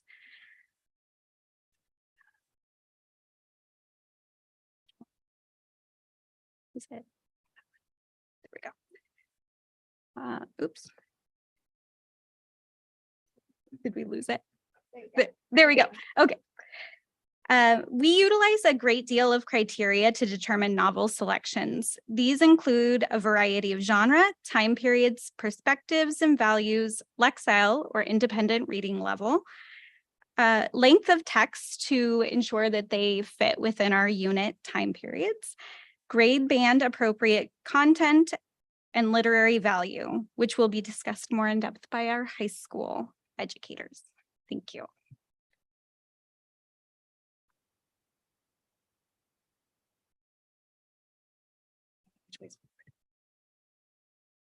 Oh, there it comes. Okay. Hi. Good evening, everyone on the board, Dr. Lyon, wherever he went. Oh, no, he's there. And Chair Hawkins. Hi. I'm Nancy Jack. I am the department coordinator for the ELA department at the high school. And I am very excited to be to this part of the adoption where we get to talk to you about it. At the high school level, for many years now, we have done teacher-created curriculum and courses, and we are hoping that we can continue to do that. We find that it works really well, not in small part because over the time that I've been here, I think this is year 17 for me, one thing that has been consistent the entire time is that we've had an extraordinary team to work with there, and it's just so fun to be a part of and get to see how people find their way through problems and just, figure out how to get the best things out there to our students. We are able to work together thanks to the PLC time and other department time. And so we can take those standards that we have worked as a larger team. We can identify the learning targets that we want to use in our different courses. And then we can work together to design the rubrics that we're going to use and sometimes adjust those rubrics as we find that they are not doing what we need them to do. We like to be able to design shared assessments that are going to be common across the course, and also to find, places where we have room to do sort of like an assessment menu so that maybe we're not all doing exactly the same assessment, but we're assessing the same skills, maybe in a slightly different way that works better for our class period or our students or whatever unique situation we find ourselves in. We're able to share ideas for lessons that work well and ways we can change things up to make them fit better with our students, and also find ways to organize what sometimes is, designed by the state a little too big to fit into a trimester, find ways to fit it into the trimester system that we have here. Probably most importantly, in that system, we are able to identify relatively quickly when we need to change what we're reading, how we're going to change it, and what we're going to change it to, which is a huge task. So I'm very thankful for the team that we have to work with there at the high school.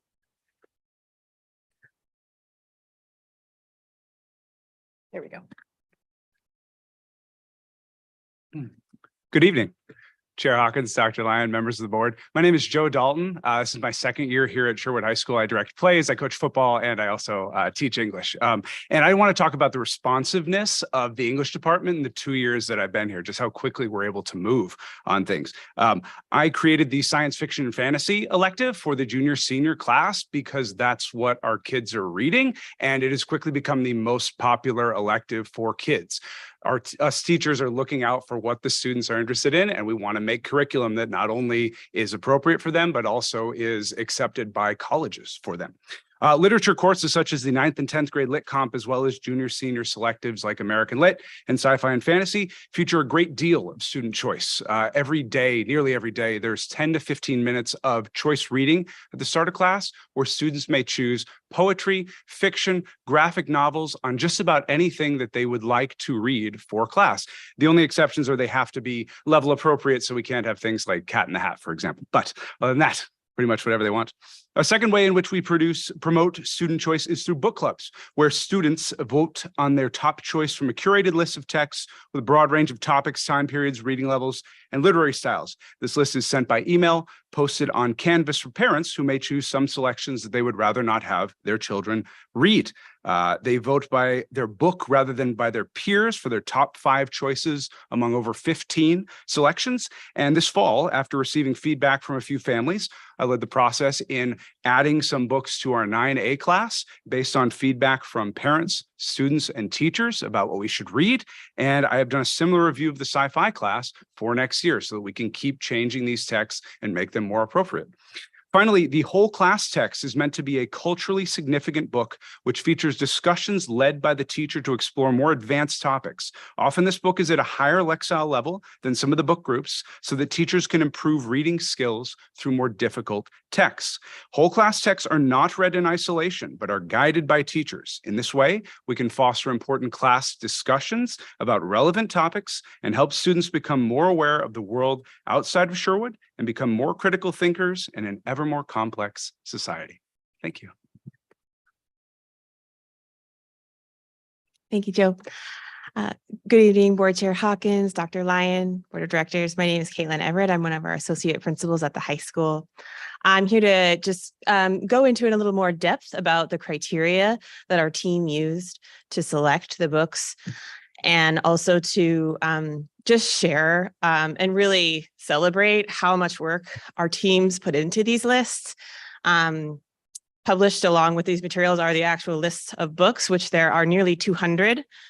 Those are just the ones that ended up on the list. I think you can imagine the hundreds more that our team have read and vetted to get down to this list that we feel offers the choice and the interest and meets the needs of our students. So starting from the top there, one thing that we're really proud of is how many different genres, topics, time periods we have in our selection to help our students gain historical context, imagine future worlds and to say sci-fi and fantasy, and to really get windows into experiences of people both like themselves and who are not like themselves. And our goal with that is to help our students understand both themselves through things like coming of age novels, as well as understand others so that they can enter the world with empathy and a greater understanding of what other people experience. So that takes a lot of work. It takes a lot of work to look across our whole program and decide, okay, or to evaluate, whose voice is here, what voices are missing, what perspectives can we add to this list so that when families and students and teachers choose those texts, it's going to provide an experience that is going to help them grow in ways that feel good. So that work really culminated in the finishing of this list that I hope you've had a chance to check out because it is lengthy. One other thing that we looked at is making sure that the Lexile level was appropriate to the grade band. So you will see that the texts get more challenging as we move towards their senior year. And that is going to be preparing them for whatever lies ahead, whether that's a technical degree, a trade, or a college experience. We're also constrained by length. So while there are so many really wonderful books, some of my favorite books are 500 plus pages, right? They just don't fit in a trimester within 12 weeks. So that just added another element of challenge because sometimes we would find these books and they're perfect. That's just too long. So I hope you just can kind of sit with the teachers and imagine how much discussion this took. We really actually haven't had our PLC time most of the year to collaborate on the things we would have loved to, because this took over all of that time. And we really thought hard and long and talked to a lot of families. Our teachers did a great job of tracking the data of which books the students were choosing so that we could make sure that the most popular choices and the topics that students and families were opting into were on the list. Finally, we did take a really hard look at grade band appropriate content. Most of our units have choice elements such as book clubs or choice reading. And so having a variety within each course so that, because every family is different. One family might be sensitive to one type of content and another family a completely different feeling about that same content. And so by offering a variety of texts with different ratings in different areas, as well as some that have low ratings across the board, we're hoping that we will be able to partner with families on choices that they feel good about and their teens are really interested in reading, which is what we want. We want kids to love to read. And so I'm proud of the work that we've done in that range. And we appreciate all the parents and students who gave us that feedback. Finally, because we have rich, rigorous standards that demand us to teach to a high level and critical thinking, usage of literary devices, we really need texts that have that rigor and those devices in them so that students can gain that skill of literary analysis. And so that is just one more element that we considered in our choices. So thank you so much for your time and looking across our list and partnering with us and giving us feedback along the way. We really appreciate that. Thank you. And I have one more slide, I think. That's right. So next steps at the high school and middle school level, Cassie spoke to continuing to pilot No Red Ink. And we are going to do the same. We started the pilot at the same time and it's got some really exciting things. So far, the feedback is positive. We just need more time with it. There's some technical stuff like how it integrates with Canvas that we want to explore more, which is wonderful. But we just need that time to really vet it and make sure it's meeting the needs of our students and our educators. As far as our course text selection goes, for 9th grade, we are still looking for that whole class novel for our 9A, literature and composition 9A. So our teachers have been working on this. It's just probably because it's a whole class novel, we have the highest level of scrutiny on that text. And so we are just continuing to look at options. We will determine what the pilot texts, will have more than one, will be next fall, and then they'll be piloted in the winter, and we'll be able to collect family and student data at that time. And then additionally, of our 12 courses, we just needed a little bit more time for 2 of them. One being Shakespeare. It's all going to be Shakespeare text, so that's not hard to, it's actually pretty easy to pick the text, but just how we're using the text is still being decided, like which ones will be choice or whole class, etc. And then contemporary literature, just a little bit more time to refine that list for their book clubs and possible whole class novels. So stay tuned on that. They'll be trying some things out next year. And that's it.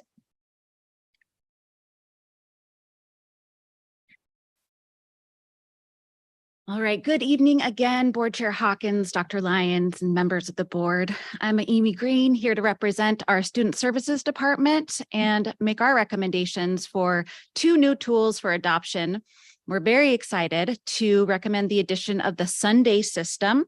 The Sunday system is based on the science of reading that we heard about earlier, and it uses an Orton-Gillingham approach, which is a direct, multisensory, structured, and very prescriptive way to teach literature.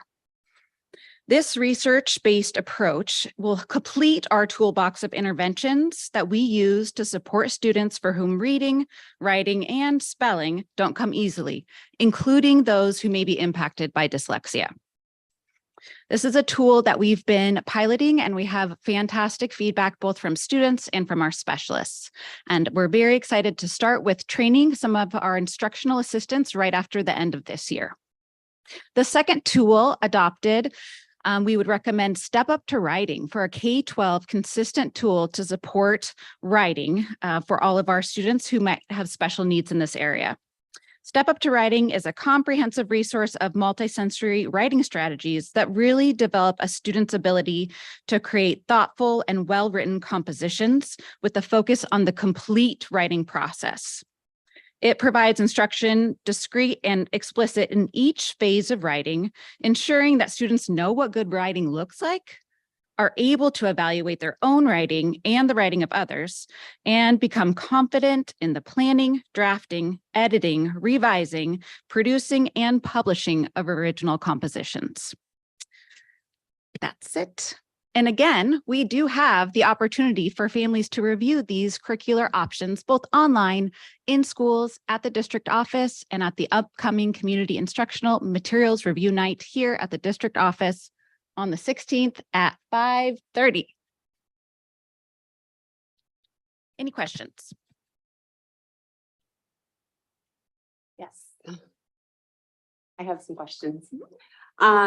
So what system, when you say that you are using or including choices that have low ratings for sexual content, drugs, alcohol, controversial topics, violence, and controversial language, we heard some text tonight from a 6th grade book, so 11 and 12-year-olds are reading it, that I mean, listening to that, I personally wouldn't rate that as low rating for violence at that age level.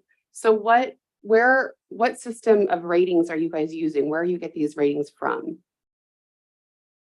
So we use Common Sense Media to look at our to find text with low ratings. And I want to offer some clarity here, because it's not that every book will have low ratings across all areas, but there will be books with low ratings across all areas, because we have heard from families that they really don't want us to limit the text based off of just one rating in one area. So say, for that example, violence. But they are fine with their student reading that and in a book club situation.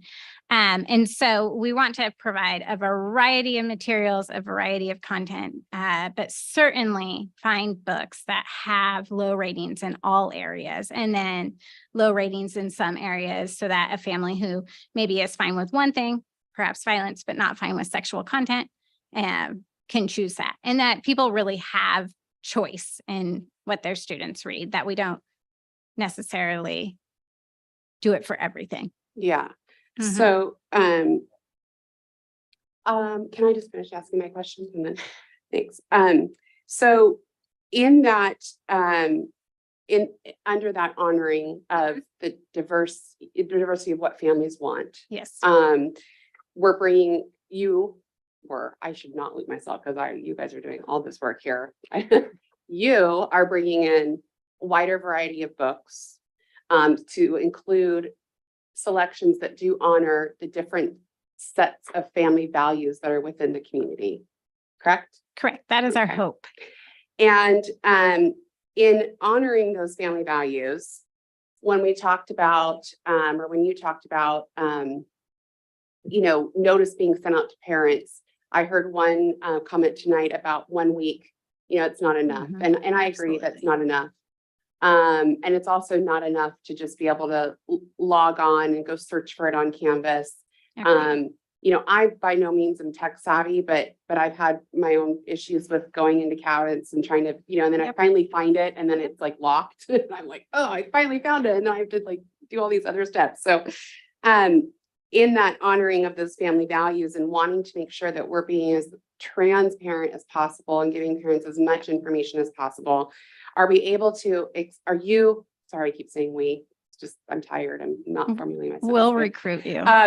Are you going to extend that time period? Are you going to honor that by, let's say, maybe 2 weeks, 3 weeks, or like you said at the beginning, this is a project that our class will be working on. Yep. Here is this list. Here are several different sources for finding reviews, and really honoring and giving that time for them to do that thorough research ahead of time. Yes. And we'll do that in a variety of ways. So some of the things that you spoke to was, offering it in Canvas. So certainly it will be there.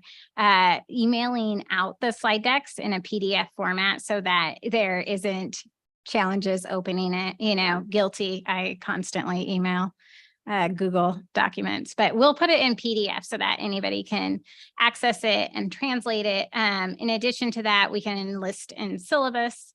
And then are there any other ways?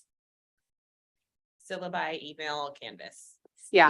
Yeah. I know as a parent, like when I get an email from one of my students' teachers and it talks about what they're looking, it's really to the students, but like we're on it and it talks about what they're doing, it does, I really appreciate that because it helps me to, as a parent, to be engaged with my kids on what they're learning and to have those conversations with them. So I do think that that's a really valuable thing to do. So thank you for that. On the topic of the transparency, something else that we've heard about is the teacher, like classroom libraries, yes. Right? And so is there a plan to have an inventory of those libraries? You talked earlier, you mentioned something about flagging certain books where parents could review those libraries and flag books that they don't want their kids. Yeah. So in our media center review or media center process, we can flag books for families. If you do not want your child reading a book, we can flag and then they can't check it out. And our high school team, it's really exciting. They're going to have scanners in their classrooms. Wow. Yeah, they haven't. I don't believe you've had the training yet, but they've wanted this for a really long time. And with the pandemic, we weren't able to give that to them. But we will be working on doing and rolling out that process. So their classroom libraries will have the same system as our media center. And if the child has a flagged book, that also means that will show up to the classroom teacher and they'll be able to see, maybe that's not the best fit book for you right now. Why don't you talk to your parent and see if how best to navigate that. And parents don't know really what to flag or what not to flag if they don't know what's there. So there'll be like an inventory for them to look at. Yeah, we would have to first catalog all of the books. So I don't think we could promise that at this time, but that's a lot of work. Certainly as we move forward, I think that is definitely something that we want to pursue. Okay. And then last question, what is the formal process for a parent if they have a concern about a book, whether it's in the library or, a book that their child came across and picked up? Yes. So we have a reconsideration process for text in any family, whether it's just in the library or in the classroom or through an adoption. They can always reach out to us and we will go through that process. It's a very extensive process with lots of partners, and I could get into it in more detail or ask Amanda Hollenberg to come up here and get into it in more detail. But we do have that process available for any family who wants us to reconsider offering that text in our school district, and reaching out to the teaching and learning department and beginning that process is kind of the first step after you've had those conversations with your student's teacher and the building principal. Then we would jump into that reconsideration process at the teaching and learning level. Okay. And is that form easily accessible, or is that something that's given to them like after they talk to the teacher and after they talk to the principal? Yes, the latter. Okay. Yep. Just on the choice reading question, Krista, one thing for parents to know is that it is a daily practice in our classrooms. And so the students should have the book with them in their backpack all the time, because they read every single day. So it was just encouraging families to know that this routine is happening. I observe every one of our language arts teachers, and this is extremely consistent. And so you can know, what book is my child reading, ask them, they're reading it every day, and it hopefully is right in their backpack. So yes. Yeah. Okay. I think that's it for my questions for tonight. So thank you for the answer. I have a few questions and I just wanted to clarify. So when you said that the parents would know what books are in the classroom or available, how early would they know that? I just want to clarify. Are we talking about like at the beginning of the trimester, they would know all the books that would be available for the child and so they could start reviewing at that point? For book clubs, yes. For What- whole groups, novels, they'll know, then yes. And what about in the classrooms? For just classroom libraries, we don't have an inventory at this time. We'll have to catalog, and that is quite a large process to get those. But families, so we just don't have that available yet. Okay, so once cataloged, what's the anticipated lead time so that the parents would have that, know what books are in the classroom and available to their children?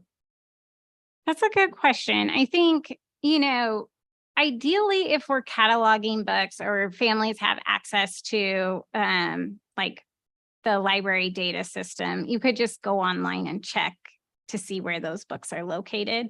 I'm not actually sure if we can get that to work because I haven't looked deeply into it.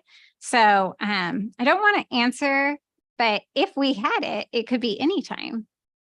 We just don't have it yet. Okay. Second, so I heard some comments about parents wanting to add books. What's the process of adding books to this list? Our staff generally goes through a process of adding books, but I think the first step is reaching out to your child's teacher, no matter what level, and talking about books with the teacher, certainly. Okay, so if a parent wanted to add a book that inspired hope or positivity that they read or they liked, they could just reach out to the teacher and then have that conversation individually with the teacher. They could. I'm seeing that nods. I'm saying yes. Yeah, Okay.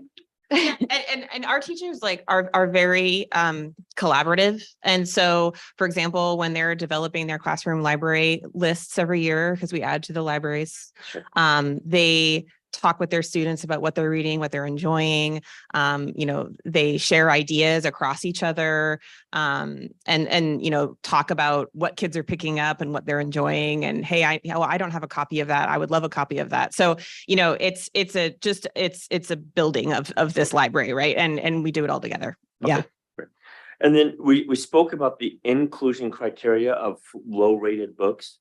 What would be an exclusion criteria? Meaning if it's low rated in one area, but moderate or high in another area, is that book excluded? Like, how is that decided? We excluded many books.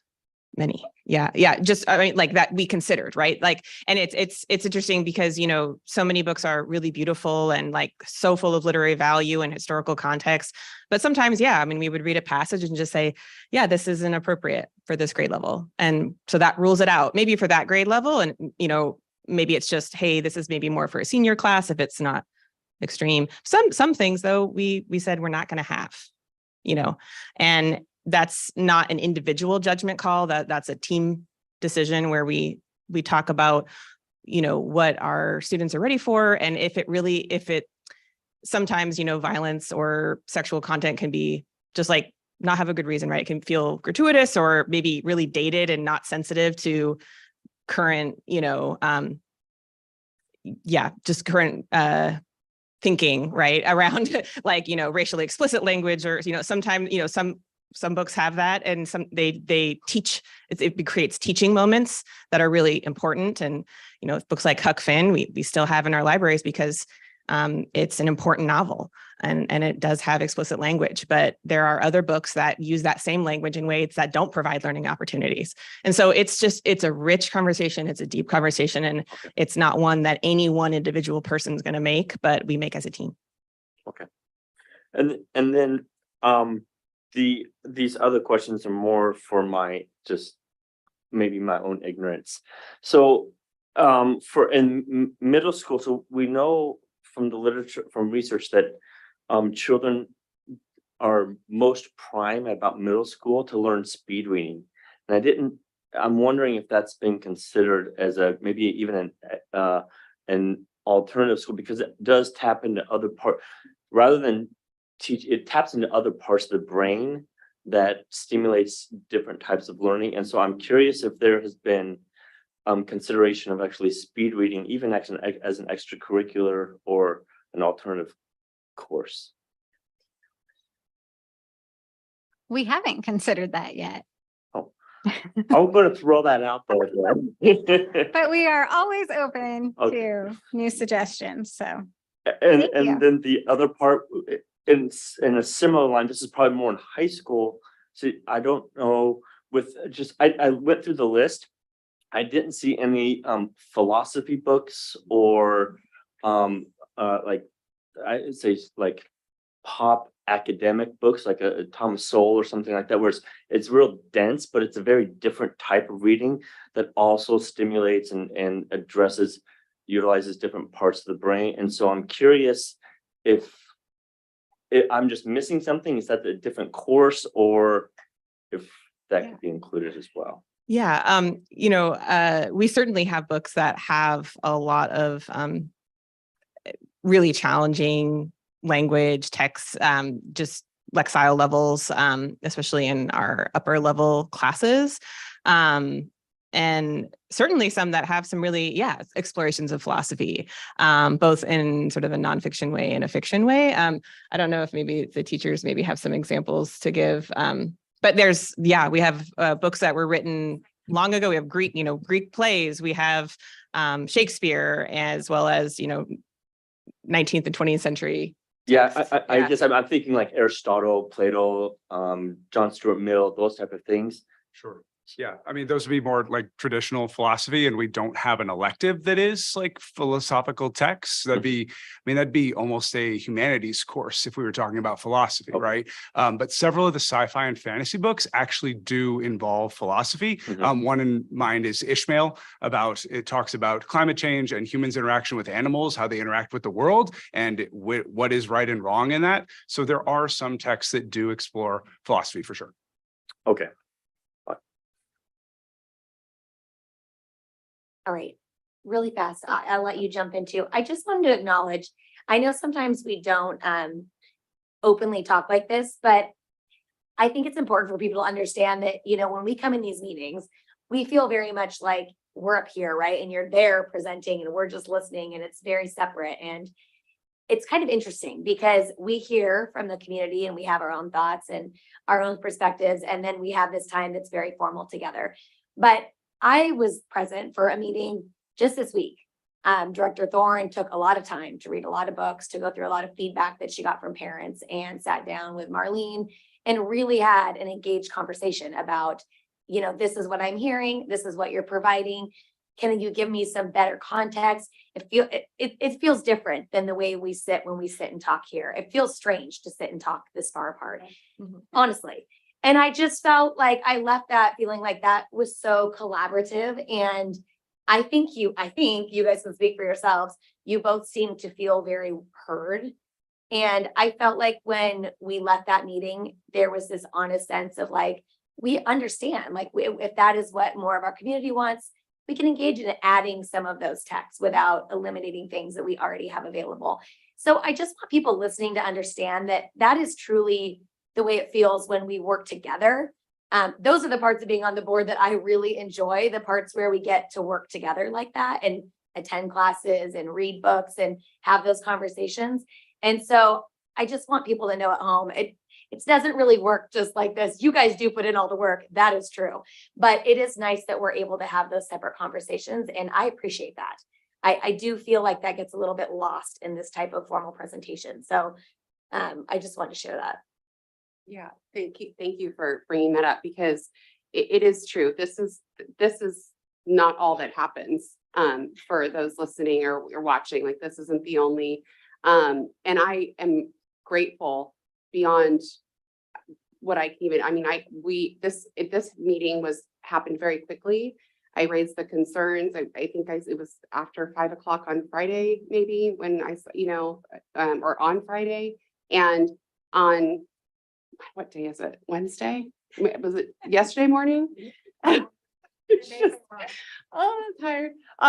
But the meeting was already happening and I appreciate that the willingness to engage, the willingness to collaborate, the willingness to, allow this bridge to occur. Because that's very much, what we are a bridge, right? And so I'm very grateful how quickly that meeting took place, how receptive.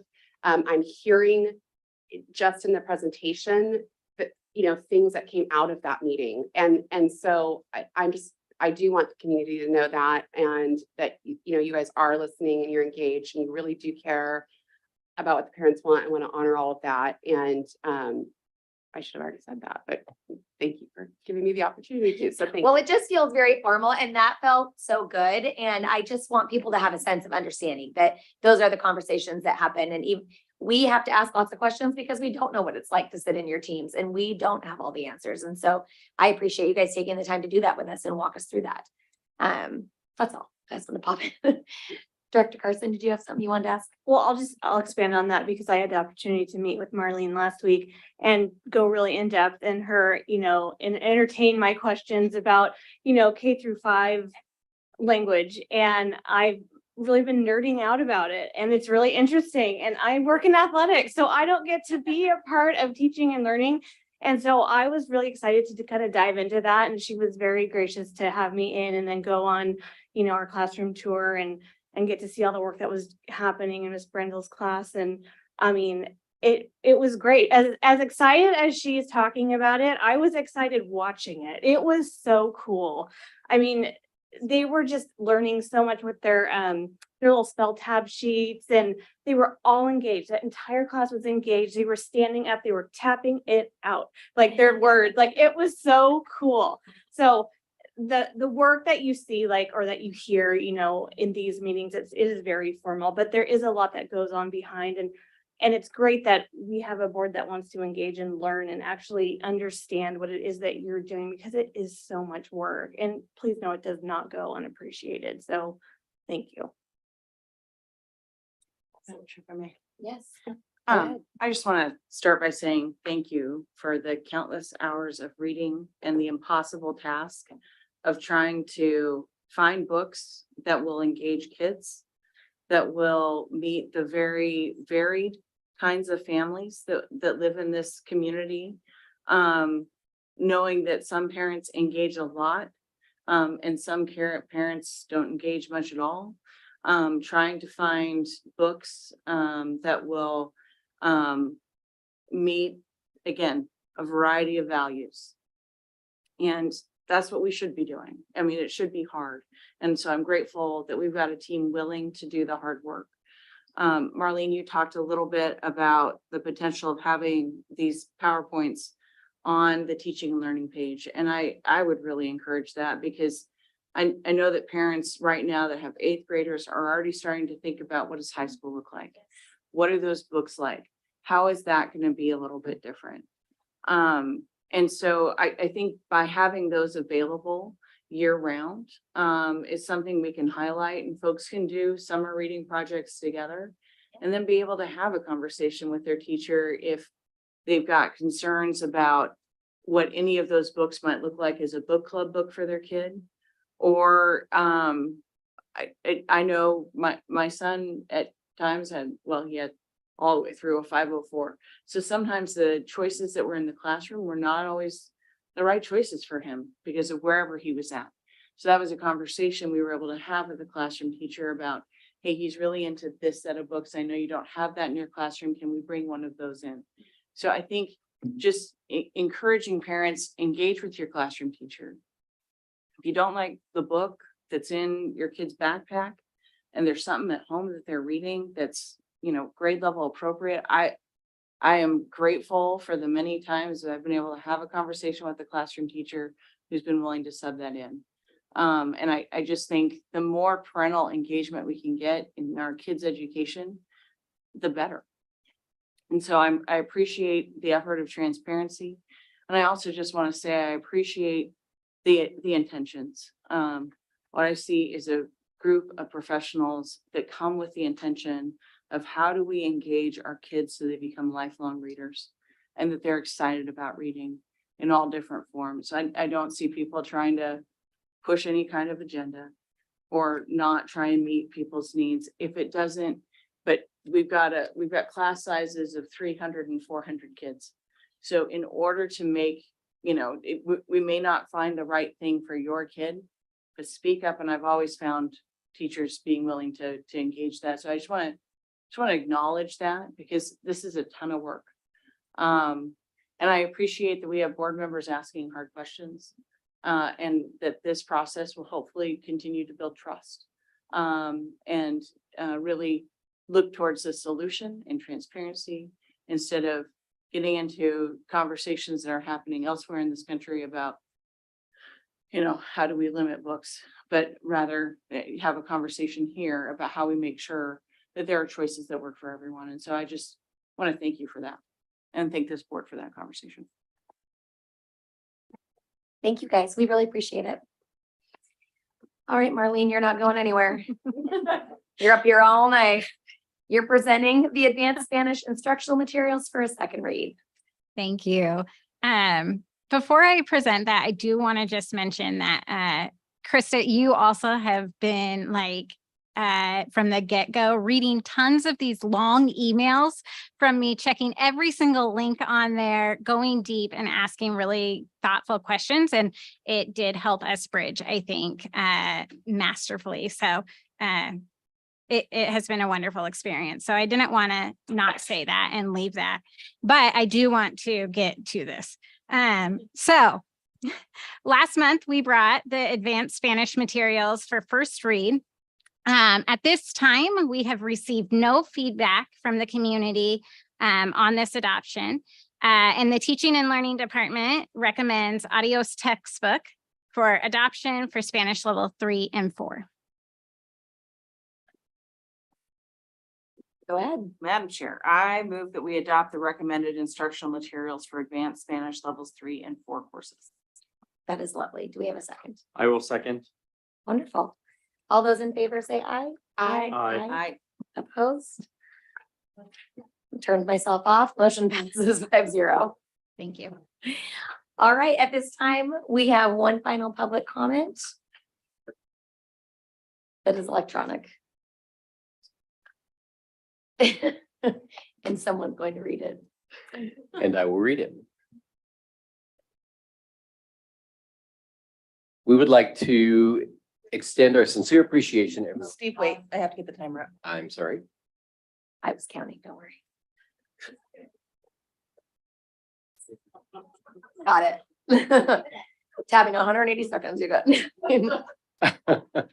It's not that.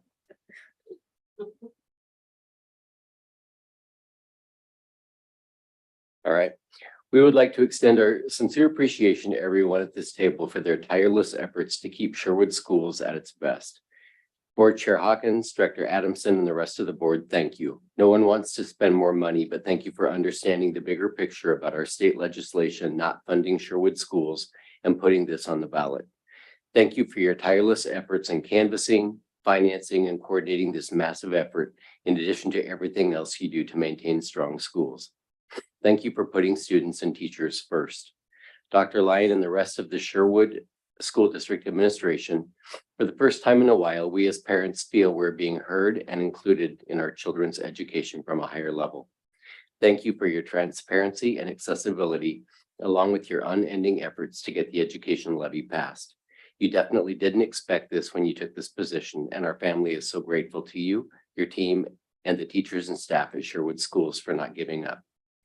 6 days to go. Please, Sherwood, get out and vote yes for Sherwood Schools. Thank you. Well, I'm not supposed to comment on that, but I really appreciate that final comment. With that, I would encourage you to get out and vote yes by May 16th at 8 p.m. You can put it in the ballot box. We are going to adjourn, but our next meeting will be held on June 7th. Thank you so much.